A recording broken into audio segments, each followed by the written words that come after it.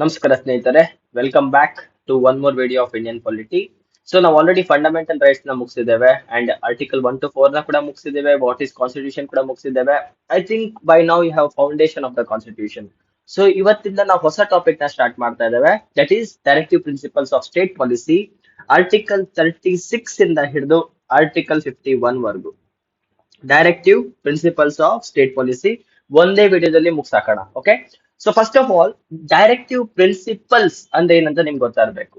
So let's understand the word directive. Directive ಅಂದ್ರೆ ಏನು? Direction ಅಂತ. ಏನೋ ಒಂದ್ ಕಡೆ ನೀವೇನೋ ಹೇಳ್ತಾ ಇದ್ರಿ, you are giving some direction to someone, you are giving some instruction to someone, you are giving some idea to someone ಅಂತ. To whom? These are directive principles. ನೋಡಿ, these are the principles. ನಾವು ಹೇಗೆ direction ಹೋಗ್ಬೇಕು ಅನ್ನೋ ಒಂದು principles ನ ಯಾರಿಗೆ ಕೊಡ್ತಾ ಇದ್ದೇವೆ?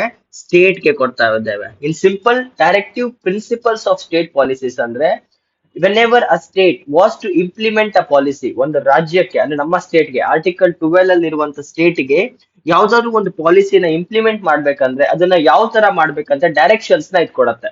If in case the government of India or the government of any particular state or any statutory body wants to implement some policies, ಆ ಪಾಲಿಸೀಸ್ ಯಾವ ತರ ಇರಬೇಕು ಅನ್ನೋ ಒಂದು ಇನ್ಸ್ಟ್ರಕ್ಷನ್ಸ್ ಏನಿದೆ, directive principles of state policies ನಿಮ್ಗೆ ಕೊಡತ್ತೆ. Okay, this is the concept of directive principles.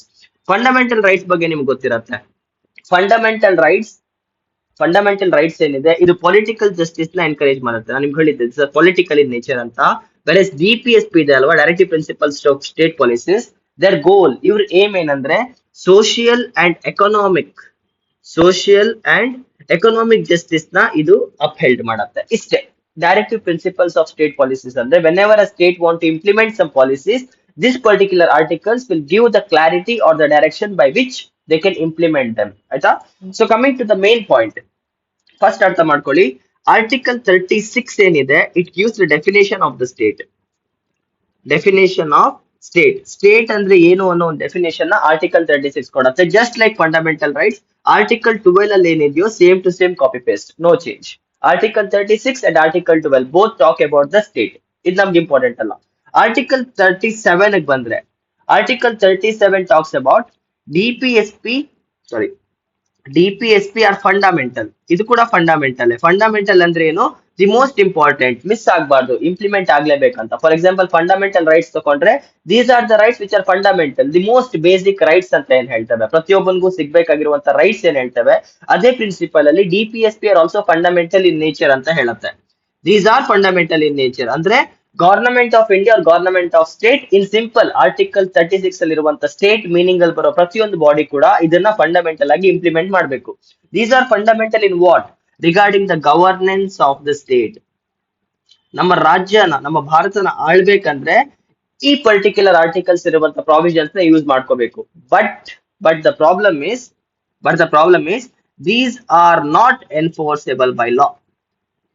These are not enforceable by law ಅಂದ್ರೆ ಆರ್ಟಿಕಲ್ 36 ಇಂದ ಹಿಡಿದು ಆರ್ಟಿಕಲ್ 51 ಇರುವಂತ ಪ್ರಾವಿಷನ್ ಯಾವ್ದಾದ್ರು ಇಂಪ್ಲಿಮೆಂಟ್ ಆಗದೆ ಇದ್ರೆ ನೀವು ಕೋರ್ಟ್ಸ್ ಗೆ ಹೋಗಿ ಸರ್ ಇದು ಇಂಪ್ಲಿಮೆಂಟ್ ಆಗ್ತಾ ಇಲ್ಲ ಮಾಡಿಸಿ ಅಂತ ಕೇಳೋ ಹಾಗಿಲ್ಲ. You can not enforce them by law, but fundamental rights can be enforced by law. ಅದಕ್ಕೆ ಸುಪ್ರೀಂ ಕೋರ್ಟ್ ಆಫ್ ಇಂಡಿಯಾನ ಗ್ಯಾರಂಟರ್ ಆಫ್ ದ ಕಾನ್ಸ್ಟಿಟ್ಯೂಷನ್ ಅಂತ ಕರೀತೇವೆ. If in case your fundamental rights are violated, you can go directly to the court.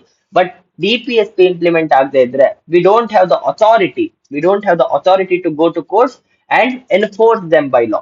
ಇದು ಒಂದು important aspect ಅರ್ಥ ಮಾಡ್ಕೊಳ್ಳಿ. And ಸ್ವಲ್ಪ differences ಅರ್ಥ ಮಾಡ್ಕೊಳ್ಳೋದಾದ್ರೆ, fundamental rights are enforceable, justiciable, but DPSP are non justiciable. ಇದೊಂದು ಅರ್ಥ ಮಾಡ್ಕೊಳ್ಳಿ. This cannot be enforced by the courts of law. Fourth one, what is the aim of DPSP? ಇದ್ರ ಗುರಿ ಏನು ಅಂತ ಹೇಳಿದ್ರೆ, to apply social and economic justice. ನಮ್ಮ ದೇಶದಲ್ಲಿ ಸೋಷಿಯಲ್ ಅಂಡ್ ಎಕನಾಮಿಕ್ ಜಸ್ಟಿಸ್ ನ ತರುವಂತ ಗುರಿ ಏನಿದೆ, ಅದು DPSP ಕೈಯಲ್ಲಿದೆ. ಅಂಡ್ ನಿಮ್ಗೆ ಗೊತ್ತಿರಬೇಕು, ಸ್ಟೇಟ್ ವಿರುದ್ಧವಾಗಿ, if in case fundamental rights are violated, ನೀವು ಸ್ಟೇಟ್ ವಿರುದ್ಧವಾಗಿ ಕೋರ್ಟ್ಸ್ ಹೋಗಿ ಕಂಪ್ಲೇಂಟ್ ಮಾಡಬಹುದು. They were negative in nature. Fundamental rights var negative in nature ಅಂದ್ರೆ ಸ್ಟೇಟ್ ಅದನ್ನ ಕಿತ್ಕೊಳ್ಳೋ ಹಾಗಿಲ್ಲ. But these are positive in nature. whereas DPSP is positive in nature because constitution is encouraging the state. Constitution ಏನಿದೆ ನಮ್ಮ state ನ encourage ಮಾಡ್ತಾ ಇದೆ, ಹೋಗಿ ಇದನ್ನ ಇಂಪ್ಲಿಮೆಂಟ್ ಮಾಡಪ್ಪ, ಜನರಿಗೆ ಒಳ್ಳೇದ್ ಮಾಡಪ್ಪ ಅಂತ. We are trying to give some more powers, we are giving some directions to the government to make some welfare. ಅದಕ್ಕೆ ಏನ್ ಹೇಳ್ತಾ ಇದ್ದೇವೆ, ಇದು ಪಾಸಿಟಿವ್ ಸ್ಪಿರಿಟ್ ಅಲ್ಲಿ ಇದೆ. ಆರ್ಟಿಕಲ್ 36 ಇಂದ ಹಿಡಿದು 51 ವರೆಗಿರುವಂತ ಪ್ರತಿಯೊಂದು ಆರ್ಟಿಕಲ್ ಕೂಡ ಸ್ಟೇಟ್ ಗೆ ಒಂಥರ ಪಾಸಿಟಿವ್, ಹೌದು ಏನೋ ಮಾಡೋಣ, ಒಂದು ಹುಮ್ಮಸ್ ಕೊಡತ್ತೆ, ಒಂದು ಜೋಶ್ ಕೊಡತ್ತೆ, ಆಯ್ತಾ. ಇದಾದ್ಮೇಲೆ the most important are fundamental rights automatic ಆಗಿ ಇಂಪ್ಲಿಮೆಂಟ್ ಆಗುತ್ತೆ. They're automatic in nature. Once fundamental rights is added to the constitution automatic ಆಗಿ ಬರುತ್ತೆ. ವೆರಾಸ್ DPSP ಇಂಪ್ಲಿಮೆಂಟ್ ಮಾಡ್ಬೇಕಂದ್ರೆ state should make separate laws ನ ಮಾಡಬೇಕು. They have to implement laws and policies by government orders or by parliament orders to implement them ಅಷ್ಟೇ. Fundamental right article 14 says that all are equal before law. ಮುಗೀತು, automatic implement. Versus ಒಂದು land reform ನ ತರಬೇಕಂತ ಇದ್ರೆ, ಇಲ್ಲಿ ಯಾರಿಗೂ education ಕೊಡ್ಬೇಕಂತ ಇದ್ರೆ, ಯಾರಿಗೂ ರಿಸರ್ವೇಶನ್ಸ್ ಕೊಡ್ಬೇಕಂತ ಇದ್ರೆ ಡೈರೆಕ್ಟ್ ಆಗಿ ಬರಲ್ಲ. We have to create a law or rule to implement them. ಇಷ್ಟು ಅರ್ಥ ಆದ್ರೆ ಸಾಕು. So what are DPSPs? These are the instructions given to the state to govern the country. ಇವೆಲ್ಲ ಒಂದು ಇನ್ಸ್ಟ್ರಕ್ಷನ್ಸ್ ತರ ಕೊಡ್ತಾ ಇದ್ದಾರೆ ಯಾರಿಗೆ, ಸ್ಟೇಟ್ ಗೆ, ಸೋ ದಟ್ ಅವ್ರು ನಮ್ಮ ದೇಶದಲ್ಲಿ ಆಡಳಿತ ನಡೆಸ್ಕೊಂಡು ಹೋಗ್ಬೋದು. ಯಾವ ತರ ಆಡಳಿತ? ಜನರ ಹಿತಕ್ಕಾಗಿ ನಡೆಸುವಂತ ಆಡಳಿತ. ನಮ್ಮ ರಾಜ್ಯದಲ್ಲಿರುವಂತ ಇನ್ಇಕ್ವಾಲಿಟೀಸ್ ಆಗಿರ್ಬೋದು, ಡಿಸ್ಕ್ರಿಮಿನೇಷನ್ಸ್ ಆಗಿರ್ಬೋದು, ಒಬ್ಬ ಶ್ರೀಮಂತ ಒಬ್ಬ ಬಡವ ಆಗಿರ್ಬೋದು, ಅದನ್ನೆಲ್ಲ ತೆಗೆದು ಎಲ್ಲರನ್ನು ಎಲ್ಲರನ್ನು ಸಮಾನವಾಗಿ ತರುವಂತ ಕಾನ್ಸೆಪ್ಟ್ ಏನಿದೆ, this is DPSP. DPSP promotes welfare state. It gives the idea of welfare state. ಈ ಬಸವರಾಜ ಬೊಮ್ಮಾಯಿರು ಯಾವಾಗ್ಲೂ ರಿಸರ್ವೇಶನ್ಸ್ ತರ್ತಿರ್ತಾರೆ, ಇಲ್ಲ ಯಾವ್ದೋ ಹೊಸ ಹೊಸ ಸ್ಕೀಮ್ ತರ್ತಿರ್ತಾರೆ ಗವರ್ನಮೆಂಟ್, ಗೊತ್ತಾ? ನರೇಂದ್ರ ಮೋದಿ ಅವರು ಸ್ಕೀಮ್ಸ್ ತರ್ತಿರ್ತಾರೆ. ಆ ಸ್ಕೀಮ್ಸ್ ತರೋದೇನಿದೆ, these are brought under the concept of DPSP. ಇಷ್ಟೇ. DPSP ಈಗ ಸಡನ್ ಆಗಿ ಹುಡುಗಿರಿಗೆ ರಿಸರ್ವೇಶನ್ಸ್ ಕೊಡ್ತಾರೆ, ಇಲ್ಲ ಅವರಿಗೆ ಆದಾಯ ಕೊಡಕ್ ಸ್ಟಾರ್ಟ್ ಮಾಡ್ತಾರೆ, ಕೆಲಸ ಕೊಡಕ್ ಸ್ಟಾರ್ಟ್ ಮಾಡ್ತಾರೆ, ಪೆನ್ಷನ್ಸ್ ಕೊಡಕ್ ಸ್ಟಾರ್ಟ್ ಮಾಡ್ತಾರೆ. ಇದೆಲ್ಲ ಏನಿದೆ, ಜನರ ಹಿತಕ್ಕಾಗಿ ತರುವಂತ ಯಾವುದೇ ಪಾಲಿಸಿ ಆಗಿರ್ಬೋದು, that comes under the concept of DPSP. ಇಷ್ಟ ಅರ್ಥ ಆಗಿದ್ರೆ ಈಗ DPSP ನ ಸ್ಟಾರ್ಟ್ ಮಾಡೋಣ. Will start seeing the articles of DPSP. ನೋಡಿ, directive principles of state policies ಏನಿದೆ, ಇದನ್ನ ಇಂಡಿಯಾದಲ್ಲಿ 3 ಐಡಿಯಾಲಜೀಸ್ ಅಲ್ಲಿ ಡಿವೈಡ್ ಮಾಡ್ಕೊಳ್ತಾರೆ. There are 3 different ideologies in which it works. One is socialism where the state is superior, ಆಯ್ತಾ. ಇನ್ನೊಂದು Gandhian. ನಮ್ಮ ಮಹಾತ್ಮ ಗಾಂಧಿ ಅವರ ಐಡಿಯಾದಲ್ಲಿ ಕೂಡ ಕೆಲವೊಂದು ಪ್ರಿನ್ಸಿಪಲ್ಸ್ ಇತ್ತು, ಅದನ್ನೇ ಗಾಂಧಿಯನ್ ಅಂತ ಕರಿತೇವೆ. ಇನ್ನೊಂದು ಲಿಬರಲ್ ಅಂತ ಕರಿತೇವೆ. ಲಿಬರಲ್ ಅಂದ್ರೆ ಸ್ವಲ್ಪ ಫಾರ್ವರ್ಡ್, ಎಲ್ಲರನ್ನು ಒಂದೇ ತರ ನೋಡ್ಬೇಕು, ಸಮಾನವಾಗಿ ನೋಡ್ಬೇಕು, ಡಿಸ್ಕ್ರಿಮಿನೇಷನ್ ಇರಬಾರ್ದು ಅಂತ ಹೇಳೋದು. ಗಾಂಧಿಯನ್ ಅಂದ್ರೆ ಮಹಾತ್ಮ ಗಾಂಧಿ ಅವ್ರ ತಲೆಯಲ್ಲಿ ಕೂಡ ನಮ್ ದೇಶ ಹೇಗಿರ್ಬೇಕು, ನಮ್ ಜನರಿಗೆ ಹೇಗ್ ಹಿತ ಮಾಡ್ಬೇಕು ಅನ್ನೋ ಒಂದು ಐಡಿಯಾ ಇತ್ತು. And socialism is taken from Russia ಕಡೆಯಿಂದ. ಯಾಕಂದ್ರೆ ಆ ಟೈಮಲ್ಲಿ ರೆವಲ್ಯೂಷನರೀಸ್ ಇದ್ರು ನಮ್ಮ ದೇಶದಲ್ಲಿ. ಭಗತ್ ಸಿಂಗ್ ಆಗಿರ್ಬೋದು, ಸುಖದೇವ್, ರಾಜ್ಗುರು, ಚಂದ್ರಶೇಖರ್ ಆಜಾದ್, ಇವ್ರದ್ದು ಕೆಲವೊಂದು ಪ್ರಿನ್ಸಿಪಲ್ಸ್ ತಗೊಂಡ್ಬಂದು ಇಂಪ್ಲಿಮೆಂಟ್ ಮಾಡಿದ್ದಾರೆ. So all these 3 are put together in DPSPs of India. And DPSPs ಏನಿದೆ, these are taken from Ireland. Inspiration ಇದು ಐರ್ಲೆಂಡ್, ಐರಿಷ್ ಕಾನ್ಸೆಪ್ಟ್ ಇದು. ಐರ್ಲೆಂಡ್ ಅನ್ನೋ ದೇಶದಿಂದ ನಾವು DPSPs ನ ತಗೊಂಡ್ಬಂದಿದ್ದೇವೆ. ಸೊ ಆರ್ಟಿಕಲ್ 36 ಏನ್ ಹೇಳುತ್ತೆ, gives the definition of the state. And article 37 ಏನ್ ಹೇಳುತ್ತೆ, these are not enforceable by the law. Courts ಇಂದ ಎನ್ಫೋರ್ಸ್ ಮಾಡಕ್ ಆಗಲ್ಲ ಅಂತ ಹೇಳ್ತಾರೆ, but still government has to implement them because these are fundamental in nature. ಇವೆರಡು ಅರ್ಥ ಆಗಿದ್ರೆ ಇವಾಗ ಯಾವ್ಯಾವ ತರ DPSPs ಇದೆ ಅಂತ ನೋಡ್ತಾ ಹೋಗೋಣ. ನೋಡಿ, article 38 first DPSP. This comes under socialism. Socialism ಅಲ್ಲಿ ಸೋಷಿಯಲಿಸ್ಟ್ ಪ್ರಿನ್ಸಿಪಲ್ಸ್ ಅಲ್ಲಿ ಬರುವಂತ DPSP. Article 38 to secure, first ಬರೀತೇನೆ ಆಮೇಲೆ ಹೇಳ್ತೇನೆ, to secure a welfare state. Welfare ಅಂದ್ರೆ ಜನಕ್ಕೆ ಹಿತಕ್ಕಾಗಿರುವಂತ ಒಂದು ದೇಶ. ಇಲ್ಲಿ ಜನರನ್ನ ನಾವು ನೋಡ್ಕೋಬೇಕು, ಚೆನ್ನಾಗಿ ನೋಡ್ಕೋಬೇಕು, ನಮ್ಮ ಪ್ರಜೆಗಳಿಗೆ ಏನೇನ್ ಬೇಕು ಎಲ್ಲ ಕೊಡ್ಬೇಕಂತ. ಯಾವ ಕಾನ್ಸೆಪ್ಟ್ ಅಲ್ಲಿ? To secure a welfare state by achieving justice. ನ್ಯಾಯವನ್ನು ಒದಗಿಸಿ ಕೊಡ್ಬೇಕು. ಪ್ರತಿಯೊಬ್ಬ ನಾಗರಿಕನು ಕೂಡ ನಾವು ನ್ಯಾಯವನ್ನು ಒದಗಿಸಿ ಕೊಡ್ಬೇಕು. We are here to secure a welfare state by achieving justice. Of what? Justice ಅಂದ್ರೆ ಎಲ್ಲಾ ತರ ಜಸ್ಟಿಸ್ ಕೊಡ್ತೇವಾ? ಅಲ್ಲ. We are trying. ಗುರಿಗಳೇನು? ಆರ್ಟಿಕಲ್ 38 ಮಿನಿಮೈಸ್, ಕಮ್ಮಿ ಮಾಡ್ಬೇಕು. ಏನನ್ನ? Minimise inequalities. ಒಬ್ಬ ಶ್ರೀಮಂತ, ಒಬ್ಬ ಬಡವ, ಒಬ್ಬ ಮೇಲ್ಜಾತಿ, ಒಬ್ಬ ಕೆಳಗಿನ ಜಾತಿ, ಈ ಈಕ್ವಾಲಿಟೀಸ್ ಆಫ್ ಇನ್ಕಮ್ ಏನಿದೆ ನೋಡಿ, ಇನ್ಇಕ್ವಾಲಿಟೀಸ್ ನ 2 ತರ ರಿಮೂವ್ ಮಾಡ್ತಿದ್ದಾರೆ. One is article 15, no discrimination, ಅದು ಫಂಡಮೆಂಟಲ್ ರೈಟ್ಸ್ ಅಲ್ಲಿ. ಸೋಷಿಯಲ್ ಜಸ್ಟಿಸ್ ಅದು ಪೊಲಿಟಿಕಲ್, ಒಬ್ಬ ಮೇಲೆ ಒಬ್ಬ ಕೆಳಗೆ, ಒಬ್ಬ ಜಾತಿ ಮೇಲೆ ಒಬ್ಬ ಜಾತಿ ಕೆಳಗೆ, ಅದೆಲ್ಲ ಬರೋದು ಎಲ್ಲಿ? ಆರ್ಟಿಕಲ್ 15 ಅಲ್ಲಿ. No discrimination on the basis of race, religion, caste, sex, place of birth ಗೊತ್ತಿರತ್ತೆ. ಬಟ್ ಇಲ್ಲಿ DPSP ಅಲ್ಲಿ ಇನ್ಇಕ್ವಾಲಿಟೀಸ್ ಅಂದ್ರೇನು? Removing inequalities in income. ಅಂದ್ರೆ ಒಬ್ಬನಿಗೆ 10 ಲಕ್ಷ ಬರ್ತಿರತ್ತೆ, ಒಬ್ಬನಿಗೆ 10,000 ಬರ್ತಿರತ್ತೆ. ಈ ತರ ಇನ್ಕಮ್ ಅಲ್ಲಿ ಭೇದ ಭಾವ ಏನಿದೆ ಅದನ್ನ ಕಮ್ಮಿ ಮಾಡೋದು. And we have to promote opportunities and facilities. ಇಷ್ಟೇ. Inequalities in terms of income. ಒಬ್ಬನಿಗೆ ಜಾಸ್ತಿ ಸಂಬಳ ಬಂದ್ರೆ ಒಬ್ಬನಿಗೆ ಕಮ್ಮಿ ಸಂಬಳ ಬರಬಾರ್ದು. ಎಲ್ಲರನ್ನು ಒಂದೇ ಹಿತಕ್ಕೆ ತರಬೇಕು. ಕಮ್ಮಿ ವ್ಯತ್ಯಾಸ ಕಮ್ಮಿ ಮಾಡೋದೊಂದು ಗುರಿ ಇದೆ. ಪ್ರತಿಯೊಬ್ಬರಿಗೂ ಅಪಾರ್ಚುನಿಟೀಸ್ ಇರಬೇಕು ಮತ್ತೆ ಫೆಸಿಲಿಟೀಸ್ ಕೂಡ ಇರಬೇಕು. ಫೆಸಿಲಿಟೀಸ್ ಅಂದ್ರೆ ಗೊತ್ತಾ? For example, if you take the example of ಹಿಸ್ಟ್ರಿದು ಎಕ್ಸಾಂಪಲ್ಸ್ ತಕೊಂಡ್ರೆ, ಭಗತ್ ಸಿಂಗ್ ನ ಅರೆಸ್ಟ್ ಮಾಡಿದಾಗ ಅಲ್ಲಿದ್ದಂತ ಬ್ರಿಟಿಷ್ ಪ್ರಿಸನರ್ಸ್ ಏನಿದ್ರು, ಬ್ರಿಟಿಷರ್ಸ್ ಕಡೆಯಿಂದ ಬಂದಿರುವಂತ ಖೈದಿಗಳು ಏನಿದ್ರು, ಅವ್ರಿಗೆ ಸಖತ್, ಒಂದ್ ನಿಮಿಷ, ಓಕೆ, ಅವ್ರಿಗೆ ಸಖತ್ತಾಗಿರುವಂತ ಫೆಸಿಲಿಟೀಸ್ ನ ಕೊಡ್ತಾ ಇದ್ರು. ಭಗತ್ ಸಿಂಗ್ ಅವ್ರಿಗೆ ಸರಿಯಾಗಿ ಊಟ, ಭಾರತದ ಪ್ರಜೆಗಳಿಗೆ, ಭಾರತದ ಖೈದಿಗಳಿಗೆ ಸರಿಯಾಗಿ ಊಟನೂ ಸಿಗ್ತಾ ಇರಲಿಲ್ಲ. ಈ ತರ ಇನ್ಇಕ್ವಾಲಿಟೀಸ್ ಇರುವಂತ ಫೆಸಿಲಿಟೀಸ್ ಏನಿದೆ ಕಮ್ಮಿ ಮಾಡ್ಬೇಕು. ಅದಕ್ಕೆ ನೀವು ಜೈಲ್ಗೆ ಹೋದ್ರೆ ಹೋಗ್ಬೇಡಿ. ಬೈ ಚಾನ್ಸ್ ನಿಮ್ಗೆ ಜೈಲ್ಗೆ ಹೋದ್ರು, ಸರ್ಕಾರಿ ಹಾಸ್ಪಿಟ್ಲ್ಗೆ ಹೋದ್ರು, ನಿಮ್ಗೆ ಒಳ್ಳೆ ಫೆಸಿಲಿಟೀಸ್ ನ ಕೊಡಕ್ಕೆ ಟ್ರೈ ಮಾಡ್ತಾರೆ. ಅದು ಯಾರು ಮಾಡ್ತಿದ್ದಾರೆ? ಆರ್ಟಿಕಲ್ 38 ಮಾಡ್ತಾ ಇದೆ. So what is the concept of article 38? ಭೇದ ಭಾವಗಳು ಇನ್ ಟರ್ಮ್ಸ್ ಆಫ್ ಇನ್ಕಮ್, ಆದಾಯದಲ್ಲಿರುವಂತ ಭೇದ ಭಾವಗಳನ್ನ ಕಮ್ಮಿ ಮಾಡ್ಬೇಕು. ಪ್ರತಿಯೊಬ್ಬರಿಗೂ ಅಪಾರ್ಚುನಿಟೀಸ್ ನ ಕೊಡ್ಬೇಕು, ಅವಕಾಶಗಳನ್ನ ಕೊಡ್ಬೇಕು, ಜೊತೆಗೆ ಫೆಸಿಲಿಟೀಸ್ ನ ಪ್ರೊವೈಡ್ ಮಾಡಿ ಕೊಡ್ಬೇಕು. ಇದು ಆರ್ಟಿಕಲ್ 38 ಗೊತ್ತಾಗಿದೆ ಅಂತ ಅನ್ಕೊಳ್ತೇನೆ. ನೋಡಿ, DPSPs ನ ನೀವು ಬಹ್ಯಾಟ್ ಮಾಡ್ಬೇಕಂತ ಇಲ್ಲ, ನಿಮ್ಗೆ ಐಡಿಯಾಲಜಿ ಗೊತ್ತಿದ್ರೆ ಸಾಕು. Being an administrator, being an IAS, being an IPS, ನೀವು ನಿಮ್ ಪ್ರಜೆಗಳನ್ನ ಹೇಗ್ ನೋಡ್ಕೋಬೇಕು, ಕೆಳಗಿನವ್ರನ್ನ ಸಂಬಳ ಕಮ್ಮಿ ಇರೋರ್ನ ಹೇಗ್ ನೋಡ್ಕೋಬೇಕು, ರೋಡ್ ಅಲ್ಲಿ ಮಲ್ಕೊಳ್ಳೋರ್ನ ಹೇಗ್ ನೋಡ್ಕೋಬೇಕು, ಅರಮನೆಯಲ್ಲಿ ಇರೋರ್ನ ಹೇಗ್ ನೋಡ್ಕೋಬೇಕು, ಮೇಲ್ ನೋಡ್ಕೋಬೇಕಾ ಕೆಳಗ್ ನೋಡ್ಕೋಬೇಕಾ, ಏನೂ ಇಲ್ಲ, ಎಲ್ಲರನ್ನು ಒಂದೇ ತರ ನೋಡ್ಕೋಬೇಕು. ನಮ್ ಗುರಿ ಏನಂದ್ರೆ, ಸಿಕ್ಕಾಪಟ್ಟೆ ದುಡ್ಡು ಮಾಡ್ತಿರೋರು ಮೋಸದಿಂದ ಮಾಡ್ತಾ ಇದ್ರೆ ಅದನ್ನ ಹೇಗ್ ಕಮ್ಮಿ ಮಾಡ್ಬೇಕು, ಕಷ್ಟ ಪಡ್ತಿರೋದನ್ನ ಹೇಗ್ ಮೇಲ್ ತರಬೇಕು ಅನ್ನೋ ಕಾನ್ಸೆಪ್ಟ್ ಆರ್ಟಿಕಲ್ 38. ರಾಬಿನ್ ಹುಡ್ ಕಾನ್ಸೆಪ್ಟ್ ಅಂತ ಕರಿತೇವೆ ನಾವು ಇದನ್ನ. ರಾಬಿನ್ ಹುಡ್ ಅನ್ನೋ ಸ್ಟೋರಿ ಕೇಳಿದಿರಾ? ಶ್ರೀಮಂತರಿಂದ ಎತ್ಕೊಂಡೋಗಿ ಬಡವರಿಗೆ ಕೊಡ್ತಾ ಇರ್ತಾನೆ, ಆ ತರ ಫಿಲಾಸಫಿ ಆಯ್ತಾ. ಆರ್ಟಿಕಲ್ 39 ಏನ್ ಹೇಳತ್ತೆ ಅಂದ್ರೆ, ನೋಡಿ, ಆರ್ಟಿಕಲ್ 39 ಅಲ್ಲಿ ಫಸ್ಟ್ ಕ್ಲಾಸ್ ಏನ್ ಹೇಳುತ್ತೆ? ಟು ಅಚೀವ್, ಏನೋ ಒಂದು ಸಾಧಿಸ್ಬೇಕಂತ ಇದ್ದೇವೆ. ಏನ್ ಸಾಧಿಸ್ಬೇಕಂತ ಇದ್ದೇವೆ article 39?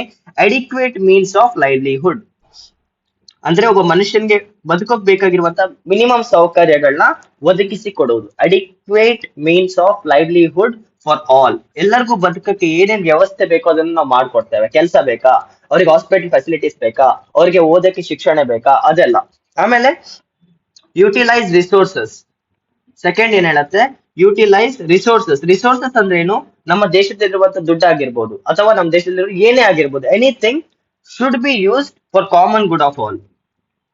Common good for all. ನಮ್ಮ ದೇಶದಲ್ಲಿರುವಂತ ಎಲ್ಲಾ ರಿಸೋರ್ಸಸ್ ಏನಿದೆ, ಪ್ರತಿಯೊಬ್ಬ ಪ್ರಜೆಗೆ ಒಳ್ಳೆ ಹಿತಕ್ಕಾಗಿ ಬಳಸಬೇಕು, ಒಬ್ಬರ ಹಿತಕ್ಕೋಸ್ಕರ ಅಲ್ಲ. ಈಗ for example, government of India ಈಗ ಹೋಗಿ ನಮ್ಮ ಯಾರಪ್ಪ, ಫಾರ್ ಎಕ್ಸಾಂಪಲ್ ಯಾವ್ದೋ ಒಬ್ಬ ಶ್ರೀಮಂತ ಹತ್ರ ಹೋಗಿ ಇಲ್ಲಿ ಫ್ಯಾಕ್ಟ್ರಿ ಕಟ್ಟಿದ್ರೆ ದುಡ್ಡು ಬರತ್ತ 50-50 ಮಾಡ್ಕೊಳ್ಳೋ ಅನ್ನೋ ಹಾಗಿಲ್ಲ. ಒಂದ್ ಫ್ಯಾಕ್ಟ್ರಿ ಕಟ್ಟಿದ್ರೆ ಅವ್ರ ಸುತ್ತಮುತ್ತ ಇರೋ ಜನಕ್ಕೆ ಫೆಸಿಲಿಟೀಸ್ ಆಗ್ಬೇಕು, ಅವ್ರಿಗೆ ಕೆಲಸ ಸಿಗ್ಬೇಕು, ಅವ್ರಿಗೆ ಆದಾಯ ಸಿಗ್ಬೇಕು. ಆ ತರ ಕಾನ್ಸೆಪ್ಟ್ ಅಲ್ಲಿ ಯಾವುದೇ ಒಂದು ಕೆಲಸ ಮಾಡೋದಿದ್ರೆ ಜನರ ಹಿತಕ್ಕೋಸ್ಕರನೇ ಮಾಡ್ಬೇಕಿಲ್ಲ, ಮಾಡ್ಲೇಬಾರ್ದು. ಒಂದು ರೋಡ್ ಕಟ್ಬೇಕಂತ ಇದ್ದಾರೆ, ಆ ರೋಡ್ ಯೂಸ್ ಏನಂದ್ರೆ, ಒಂದು ಫ್ಯಾಕ್ಟ್ರಿ ಇದೆ ಅಲ್ಲಿಂದ ಗೋಲ್ಡ್ ತಗೊಂಡ್ ಹೋಗ್ಬೇಕು, ಬಟ್ ಆ ರೋಡ್ ಇಂದ ಬೇರೆ ಯಾರಿಗೂ ಯೂಸ್ ಆಗ್ತಿಲ್ಲ ಅಂತ ಒಂದು ರೋಡ್ ವೇಸ್ಟ್. ಅದೇ ಬ್ಯಾಂಗ್ಳೂರಿಂದ ಮಂಗ್ಳೂರ್ಗೆ ಒಂದು ಹೊಸ ರೋಡ್ ನ ಮಾಡಿದ್ರೆ ಸಾವಿರಾರು ಜನಕ್ಕೆ ಹಿತ ಆಗತ್ತೆ. ಸೊ ಆ ತರ ರಿಸೋರ್ಸ್ ನ ಇಂಪ್ಲಿಮೆಂಟ್ ಮಾಡೋದೇನಿದೆ ಅದು ಆರ್ಟಿಕಲ್ 39 ಕ್ಲಾಸ್ 2 ಹೇಳತ್ತೆ. Third one, prevention of wealth ಹೇಳತ್ತೆ. ಪ್ರಿವೆನ್ಷನ್ ಆಫ್ ವೆಲ್ತ್, ವೆಲ್ತ್ ಅಂದ್ರೆ ದುಡ್ಡು, ಹಣಕಾಸು, ಆದಾಯ. Prevention of wealth in few hands, ಕೆಲವ್ರು ಮಾತ್ರ ದುಡ್ಡು ಮಾಡ್ಕೊಳ್ತಿರ್ತಾರೆ. ಫಾರ್ ಎಕ್ಸಾಂಪಲ್, ನೀವು ಹಳೆ ಕಾಲದ ಜಮೀನ್ದಾರ್ಸ್ ಎಕ್ಸಾಂಪಲ್ ತಕೊಂಡ್ರೆ, ದುಡ್ಡು ಬಾರಿ ಅವ್ರ ಹತ್ರ ಇರ್ತಿತ್ತು. ಅವ್ರ ಕೆಳಗ್ ಕೆಲಸ ಮಾಡುವಂತ ರೈತರ ಹತ್ರ ಆಗಿರ್ಬೋದು, ಕೂಲಿಗಳ ಹತ್ರ ಆಗಿರ್ಬೋದು, ತಿನ್ನಕ್ಕೂ ಗತಿ ಇರ್ತಿರ್ಲಿಲ್ಲ. ಆ ತರ ಆಗ್ಬಾರ್ದು. ದುಡ್ಡೇನಿದೆ ಎಲ್ಲರ ಕೈಯಲ್ಲೂ ಇರಬೇಕು, ಪ್ರತಿಯೊಬ್ಬರ ಕೈಯಲ್ಲಿ ಇರಬಾರ್ದು ಅಂತ ಹೇಳ್ತಾರೆ. ಬಟ್ ಇಂಡಿಯಾದಲ್ಲಿ ಏನಾಗಿದೆ, it's a factual fact, 70% of Indian ಮನಿ, ಅಂದ್ರೆ ಭಾರತದಲ್ಲಿ 100 ರೂಪಾಯಿ ಇದ್ರೆ, ಭಾರತದಲ್ಲಿ 100 ರೂಪಾಯಿ ಇದ್ದರೆ ಅದರಲ್ಲಿ 70 ರೂಪಾಯಿ ಏನಿದೆ top 1% of the Indian population ಹತ್ರ ಇದೆ. ನಮ್ಮ ಭಾರತದ ಪಾಪ್ಯುಲೇಷನ್ ಎಷ್ಟು? 130 crore, ಜಾಸ್ತಿ ಆಗಿದೆ. 130 ಕೋಟಿ ಅಂತ ಇಟ್ಕೊಂಡ್ರೆ ಇದ್ರದ್ದು 1% ಎಷ್ಟು ಬರುತ್ತೋ, 1% ಜನ, 130 ಕೋಟಿದು 1% ಎಷ್ಟು ಜನ ಬರ್ತಾರೋ ಇವ್ರ ಹತ್ರ ಭಾರತದ 70 ರೂಪಾಯಿ ಇದೆ. ಮಿಕ್ಕಿದ 99% ಜನರ ಹತ್ರ ಮಿಕ್ಕಿದ 30 ರೂಪಾಯಿ ಇದೆ. ನೋಡಿ ಎಷ್ಟು ಇನ್ಇಕ್ವಾಲಿಟೀಸ್ ಇದೆ. ಅದಕ್ಕೆ ಅಂಬಾನಿ ಎಲ್ಲ ಸಿಕ್ಕಾಪಟ್ಟೆ ಮೇಲಿದ್ದಾರೆ, ಬಡ ರೈತರಿಗೆ ಮುಟ್ಟಕ್ಕೂ ಆಗಲ್ಲ. ಯಾಕಂದ್ರೆ top 1% richest people of India ಹತ್ರ ಭಾರತದ 70 ರೂಪಾಯಿ ಇದೆ, ಮಿಕ್ಕಿದ 30 ರೂಪಾಯಿ ನಮ್ 99% ಜನರ ಹತ್ರ ಇದೆ. ಆ ಲೆವೆಲ್ ಅಲ್ಲಿ ವೆಲ್ತ್ ನ ಪ್ರಿವೆಂಟ್ ಮಾಡ್ಬೇಕಂತ ಏನ್ ಆರ್ಟಿಕಲ್ಸ್ ತರ್ತಾ ಇದಾರಲ್ವಾ, that is also due to DPSP. But ಇದು ಯಾವ ಲೆವೆಲ್ಗೆ ಇಂಪ್ಲಿಮೆಂಟ್ ಆಗತ್ತೆ ಅಂತ ಕಾದು ನೋಡಬೇಕಾಗಿದೆ. ನೆಕ್ಸ್ಟ್, ಫೋರ್ತ್ ಕ್ಲಾಸ್, ಆರ್ಟಿಕಲ್ 39 ಅಲ್ಲಿ ಬರುವಂತ fourth class, equal pay for equal work. Equal pay for equal work. ಈಗ ನಾನು 3 ಗಂಟೆ ಕೆಲಸ ಮಾಡ್ತಾ ಇದ್ದೇನೆ, ನೀವು 3 ಗಂಟೆ ಕೆಲಸ ಮಾಡ್ತಿದ್ದೀವಿ, ನಾವಿಬ್ರು ಒಂದೇ ತರ ಕೆಲಸ ಮಾಡ್ತಿದ್ದೀವಿ, ಒಂದೇ ಕಂಪನಿಯಲ್ಲಿ ಕೆಲಸ ಮಾಡ್ತಾ ಇದ್ದೇವೆ. ನಿಮಗೆ 300 ರೂಪಾಯಿ ಕೊಡ್ತಿದ್ದಾರೆ, ನನಗೆ 100 ರೂಪಾಯಿ ಕೊಡ್ತಿದ್ದಾರೆ, ಆ ತರ ಎಲ್ಲ ಇಲ್ಲ. If in case we are working equally we should be paid equally ಅಂತ ಹೇಳ್ತಾರೆ. ಇದಾದ್ಮೇಲೆ ಒಬ್ಬ ಕೆಲಸ, ಇದೆಲ್ಲ ನೀವು ಅಬ್ಸರ್ವ್ ಮಾಡಿದ್ರೆ ಅರ್ಥ ಮಾಡ್ಕೊಳ್ಳಿ, ಇದೆಲ್ಲ ಏನಿದೆ ಕೆಲಸ ಮಾಡೋರ್ ಬಗ್ಗೆ ಮಾಡ್ದಂಗೆ ಇದೆ. This is all for the people who are working, ಜನರನ್ನ ಪ್ರಮೋಟ್ ಮಾಡಕ್ಕೆ. ಫಿಫ್ತ್ ಕ್ಲಾಸ್ ಏನ್ ಹೇಳುತ್ತೆ, to protect health, to protect health and to protect health and abuse. ಅರ್ಥ ಮಾಡ್ಕೊಳ್ಳಿ, ಆರೋಗ್ಯ ಮತ್ತು ಯಾರು ನಿಮ್ಮನ್ನ ಏನಂತಾರೆ ಅಬ್ಯೂಸ್ ಅಂದ್ರೆ ನಿಮ್ಮನ್ನ ಶೋಷಣೆ ಒಳಗಾಗ್ ಮಾಡೋ ಹಾಗಿಲ್ಲ, ನೀವು ಕೆಲಸ ಮಾಡ್ಬೇಕಾದ್ರೆ ನಿಮ್ಮನ್ನ ಒದೆಯೋ ಹಾಗಿಲ್ಲ, ನಿಮ್ಮನ್ನ ಬಯೋ ಹಾಗಿಲ್ಲ. No one can abuse you. ಯಾರನ್ನ? To protect the health and abuse of labour and children. ಮಕ್ಕಳ ಹೆಲ್ತ್ ನ ಮತ್ತೆ ಅವ್ರನ್ನ ಹೊಡೆಯೋ ಹಾಗಿಲ್ಲ. Article 39 clause 5 ಹೇಳತ್ತೆ.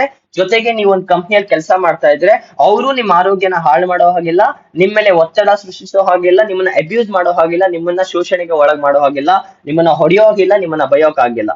Such kind of things are there in DPSP. And Article 6, Article 39 clause 6 last one ಏನ್ ಹೇಳುತ್ತೆ ಅಂದ್ರೆ promote development of health of children. Health of children ಅಂದ್ರೆ ನಮ್ಮ ಮಕ್ಕಳ ಆರೋಗ್ಯವನ್ನು ಚೆನ್ನಾಗಿ ನೋಡ್ಕೋಬೇಕಂತ ಹೇಳುತ್ತೆ. This is article 39. ನೋಡಿ ಮತ್ತೆ ರಿಪೀಟ್ ಮಾಡ್ತಾ ಇದ್ದೇನೆ. Article 36 talks about the state. Article 37 talks that DPSPs are not justiciable in nature. Article 13 ಹೇಳುತ್ತೆ we are trying to minimize the inequalities of income, opportunities and facilities. Article 39 ಅಲ್ಲಿ 6 classes ಇದೆ. First ಏನ್ ಹೇಳುತ್ತೆ, ಎಲ್ಲರಿಗೂ ಸಮಾನವಾದ livelihood ನ promote ಮಾಡ್ಕೊಡ್ಬೇಕು. Utilise the resources, ನಮ್ಮ ದೇಶದಲ್ಲಿರುವಂತಹ ರಿಸೋರ್ಸಸ್ ಏನಿದೆ ಜನರ ಹಿತಕ್ಕಾಗಿ ಬಳಸಬೇಕು. Prevention of wealth in some hands, ಒಬ್ಬರ ಕೈಯಲ್ಲೇ ದುಡ್ಡು ಇರಬಾರ್ದು, ದುಡ್ಡು ಎಲ್ಲರಿಗೂ ಸಮಾನವಾಗಿ ಹೋಗೋ ತರ ನಾವು ನೋಡ್ಕೋಬೇಕು. Equal pay for equal work, ಯಾರಾದ್ರೂ ಕೆಲಸ ಮಾಡ್ತಾ ಇದ್ರೆ ಅವ್ರ ಕೆಲ್ಸಕ್ಕೆ ತಕ್ಕಂಗೆ ಅವ್ರಿಗೆ ದುಡ್ಡು ಸಿಗ್ಬೇಕು. To protect the health and abuse of the labour and children, ಮಕ್ಕಳು ಮತ್ತೆ ಕೆಲಸ ಮಾಡೋರ ಆರೋಗ್ಯ ಮತ್ತು ಅವರನ್ನು ಶೋಷಣೆಯಿಂದ ಕಾಪಾಡ್ಕೊಳ್ತಿರ್ಬೇಕು, ಯಾರು ಅವ್ರನ್ನ ಹೊಡೆಯೋ ಆಗಿಲ್ಲ, ಅದ್ರ ಬಗ್ಗೆ ಹೇಳ್ತಿದ್ದಾರೆ. And article 39 class 6 specially talks about development of health of children, ಮಕ್ಕಳ ಆರೋಗ್ಯನ ನಾವು ಕಾಪಾಡ್ಕೊಳ್ತಾ ಹೋಗ್ಬೇಕಂತ ಹೇಳುತ್ತೆ. ಇದು ಆರ್ಟಿಕಲ್ 39. ಆರ್ಟಿಕಲ್ 39 ಅಲ್ಲಿ ಕ್ಲಾಸ್ ಎ ಅಂತ ಇನ್ನೊಂದು ಆರ್ಟಿಕಲ್ ನ ಆಡ್ ಮಾಡಿದ್ರು. This is provide free legal aid, free legal aid to poor. Free legal aid ಅಂದ್ರೆ ಏನು, ನೀವು ಕೋರ್ಟ್ಗೆ ಹೋಗ್ತಾ ಇದ್ದೀರಾ, ನಿಮ್ಮ ಹತ್ರ ಲಾಯರ್ ನ ತಗೊಳಕ್ಕೆ ದುಡ್ಡಿಲ್ಲ, ಬಿಕಾಸ್ ಕೋರ್ಟ್ ಅಲ್ಲಿ ಇರುವಂತ ಲಾಯರ್ಸ್ ಎಲ್ಲರೂ ದುಡ್ಗೋಸ್ಕರನೇ ಕೆಲಸ ಮಾಡ್ತಾರೆ. ನೀವು ಸಿಕ್ಕಾಪಟ್ಟೆ ಬಡವರು, ನಿಮ್ಮ ಹತ್ರ ದುಡ್ಡೇ ಇಲ್ಲ ಅಂತ ಒಂದು ಸ್ಥಿತಿ ನಿಮಗಿದ್ದಾರೆ, government state itself will give you a lawyer. ನೀವು ಬುದ್ಧಿವಂತ ಫಿಲ್ಮ್ ನ ನೋಡಿದ್ರೆ ಅಲ್ಲಿ ಹೇಳ್ತಾರೆ ಲಾಯರ್ ನ ಇಟ್ಕೊಳ್ಳುವಷ್ಟು ಸೌಕರ್ಯಗಳು ನಮಗಿಲ್ಲ ಜಡ್ಜ್ ಅಮ್ಮ ಅಂತ, ಅದಕ್ಕೆ ಗವರ್ನಮೆಂಟ್ ಲಾಯರ್ ನ ಕೊಡ್ತೀನಿ ಅಂತ ಜಡ್ಜ್ ಹೇಳಿದಾಗ ಉಪೇಂದ್ರ ಅವ್ರು ಹೇಳ್ತಾರೆ ದುಡ್ಡು ತಕೊಂಡ್ ಕೆಲಸ ಮಾಡೋ ಲಾಯರೇ ಸರಿಯಾಗಿ ಕೆಲಸ ಮಾಡಲ್ಲ ಜಡ್ಜ್ ಅಮ್ಮ, ಇನ್ನು ಸರ್ಕಾರ ಕೊಡುವಂತ ಲಾಯರ ನನ್ನ ಕೇಸ್ ನಾನೇ ವಾದಿಸ್ಕೊಳ್ತೇನೆ ಅಂತ ಏನ್ ಹೇಳ್ತಾರೆ. That is because of article 39A. You will be given legal aid in case you are poor. ನೀವು ಕೋರ್ಟ್ ಹೋದ್ರೆ ನಿಮ್ಗೆ ಲಾಯರ್ ನ ಕೊಡ್ತಾರೆ, ಆಯ್ತಾ. ನೆಕ್ಸ್ಟ್ ಆರ್ಟಿಕಲ್ 41 ನೋಡಿ. ಆರ್ಟಿಕಲ್ 40 ಎಲ್ಲೋಯ್ತು ಅಂತೆಲ್ಲ ಹುಡುಕ್ಬೇಡಿ, ಬೇರೆ ಬೇರೆ ಕಡೆ ಇದೆ. ನಾನೀಗ ಸೋಷಿಯಲಿಸ್ಟ್ ಪ್ರಿನ್ಸಿಪಲ್ಸ್ ಮಾತ್ರ ಮಾಡ್ತಾ ಇದ್ದೇನೆ. This is all socialism concept ಅಲ್ಲಿ ಬರುವಂತ ಆರ್ಟಿಕಲ್ಸ್ ನ ಫಸ್ಟ್ ಕವರ್ ಮಾಡೋಣ. ಆರ್ಟಿಕಲ್ 41 ಹೇಳುತ್ತೆ ಪಬ್ಲಿಕ್ ಅಸಿಸ್ಟೆನ್ಸ್. ಪಬ್ಲಿಕ್ ಅಂದ್ರೆ ಗವರ್ನಮೆಂಟ್ ಗೊತ್ತಿರ್ಬೇಕು, ಜನನೇ public, public government. Public assistance to old age, sick, unemployed, explain ಮಾಡ್ತೇನೆ, don't worry. Unemployed, physically disabled etcetera. ಇಲ್ಲಿ ಏನ್ ಹೇಳ್ತಾ ಇದೆ, article 41 says that if you are old, ನೀವು ವಯಸ್ಸಾಗಿದೆ, ನಿಮ್ಗೆ ದುಡಿಯೋಕ್ ಶಕ್ತಿ ಇಲ್ಲ, ನಿಮ್ಗೆ ಆಗೋಗಿದೆ, ನಿಮ್ದು ಎಕ್ಸ್ಪೈರಿ ಡೇಟ್ ಹತ್ರ ಬಂದಿದೆ, ಆತರ ಇದ್ರೆ, ನಿಮ್ಮ ಆರೋಗ್ಯದಲ್ಲಿ ಏರುಪೇರಿದ್ರೆ, if you are really sick, ನೀವು ಅನ್ಎಂಪ್ಲಾಯ್ಡ್ ಆಗಿದ್ರೆ, ನಿಮ್ಗೆ ಕೆಲಸ ಸಿಗದೆ ಇದ್ರೆ, ಫಿಸಿಕಲಿ ಡಿಸೇಬಲ್ಡ್ ಆಗಿದ್ರೆ, government should give you some facilities ಅಂತ ಹೇಳ್ತಾರೆ. ಅದನ್ನ ನಾವು ಪೆನ್ಷನ್ ಅಂತ ಕರಿತೇವೆ.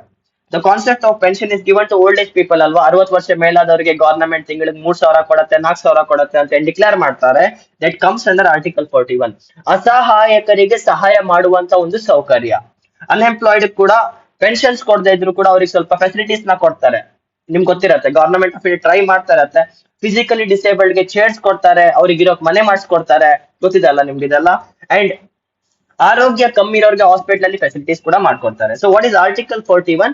It is trying to protect the rights of disabled people, the one who are suffering. ಈಗ ನಿಮ್ಗೆ ಗೊತ್ತಿರತ್ತೆ, ಈಗಿನ ಕಾಲದಲ್ಲಿ ವೆರಿ ಕಾಮನ್, ವಯಸ್ಸಾದ್ಕೂಳೆ ಅಪ್ಪ ಅಮ್ಮನ ಮನೆಯಿಂದ ಓಡಿಸ್ಬಿಡ್ತಾರೆ. ಕಷ್ಟಪಟ್ಟು ಬೆಳೆಸಿರೋ ಮಕ್ಕಳೇ ಅವ್ರ ಕೈ ಬಿಟ್ಟ ಮೇಲೆ ಯಾರು ಕೈ ಹಿಡಿತಾರೆ? ನಮ್ಮ ಸರ್ಕಾರ, ನಮ್ಮ ಸ್ಟೇಟ್ ಕೈ ಹಿಡಿಯುತ್ತೆ. That is the concept. ನೀವು ನಿಮ್ ತಂದೆ ತಾಯಿನ ಹೊರಗೆ ಹಾಕ್ಬೇಡಿ. ಇನ್ ಕೇಸ್ ಯಾರು ಹೊರಗೆ ಹಾಕಿದ್ರೆ ಅವ್ರಿಗೆ ಚಪ್ಪಲಿ ತಕೊಂಡು ಹೊಡೆದು ಅವ್ರ ತಂದೆ ತಾಯಿನ ವಾಪಸ್ ಸೇರಿಸಿ. ಬಿಕಾಸ್ ಜನ್ಮ ಕೊಟ್ಟವ್ರನ್ನ ಮನೆಯಿಂದ ಹೊರಗೆ ಹಾಕೋದು ತಪ್ಪು. ಇದಾದ್ಮೇಲೆ ನಿಮ್ಗೆ ಆರೋಗ್ಯದಲ್ಲಿ ಏರುಪೇರ್ ಆಗಿದ್ರೆ ಡೋಂಟ್ ವರಿ, ಗವರ್ನಮೆಂಟ್ ಹಾಸ್ಪಿಟಲ್ಗೆ ಹೋಗಿ ಸಖತ್ತಾಗಿರೋ ಟಾಪ್ ಲೆವೆಲ್ ಟ್ರೀಟ್ಮೆಂಟ್ ಸಿಗುತ್ತೆ ನಿಮ್ಗೆ. ಕ್ರಿಟಿಸೈಸ್ ಮಾಡ್ಬೋದು ಗವರ್ನಮೆಂಟ್ ಹಾಸ್ಪಿಟಲ್ ನೋಡಕ್ ಚೆನ್ನಾಗಿಲ್ಲ ಅಂತ, ಬಟ್ ಇಲ್ಲ ಅಲ್ಲಿರೋ ಡಾಕ್ಟರ್ಸ್ ತುಪ್ಪಕಟ್ಟೆ ಚೆನ್ನಾಗಿದ್ದಾರೆ. ನಾನು ಹೋಗೋದು ಗವರ್ನಮೆಂಟ್ ಹಾಸ್ಪಿಟಲ್ಗೆ, ಸೂಪರ್ ಟ್ರೀಟ್ಮೆಂಟ್ ನಿಮ್ಗೆ ಗೊತ್ತಿರತ್ತೆ, ಸ್ಟಾರ್ ಲೆವೆಲ್ ಟ್ರೀಟ್ಮೆಂಟ್ಸ್ ಇರುತ್ತೆ. ಅನ್ಎಂಪ್ಲಾಯ್ಡ್ಗೆ, ನಿರುದ್ಯೋಗಿಗಳಿಗೆ ಉದ್ಯೋಗ ಕಲ್ಪಿಸಿ ಕೊಡುವಂತ ಅವಕಾಶಗಳನ್ನ ಮಾಡ್ತಿದ್ದಾರೆ, ಬಟ್ ಅಷ್ಟು ಸಕ್ಸಸ್ ಆಗಿಲ್ಲ. ಫಿಸಿಕಲಿ ಡಿಸೇಬಲ್ಡ್ಗೆ ನೀವು ನೋಡಿರ್ತೀರಾ, ಮನೆ ಕಟ್ಟಿಸ್ಕೊಡ್ತಾರೆ, ವೀಲ್ ಚೇರ್ ಕೊಡ್ತಾರೆ, ಸೀವಿಂಗ್ ಮಷಿನ್ ಕೊಡ್ತಾರೆ, ಇದೆಲ್ಲ ನಮ್ government principles. Article 41 is giving the assistance for the people who are having disabilities ಅಷ್ಟೇ. ಆರ್ಟಿಕಲ್ 42 ಬಂದ್ರೆ ಆರ್ಟಿಕಲ್ 42 ಬಂದ್ರೆ ಪಬ್ಲಿಕ್ ಅಸಿಸ್ಟೆನ್ಸ್. ಮತ್ತೆ ಗವರ್ನಮೆಂಟ್ ಏನೋ ಅಸಿಸ್ಟೆನ್ಸ್ ಕೊಡತ್ತೆ. ಪಬ್ಲಿಕ್ ಅಸಿಸ್ಟೆನ್ಸ್ ಅಂದ್ರೆ giving the assistance to the public.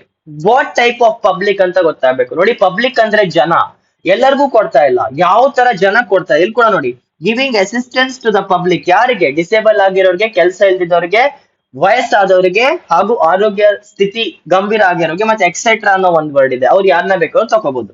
ಇಲ್ಲಿ ಕೂಡ trying to give the assistance to the public. To whom? To give humane conditions.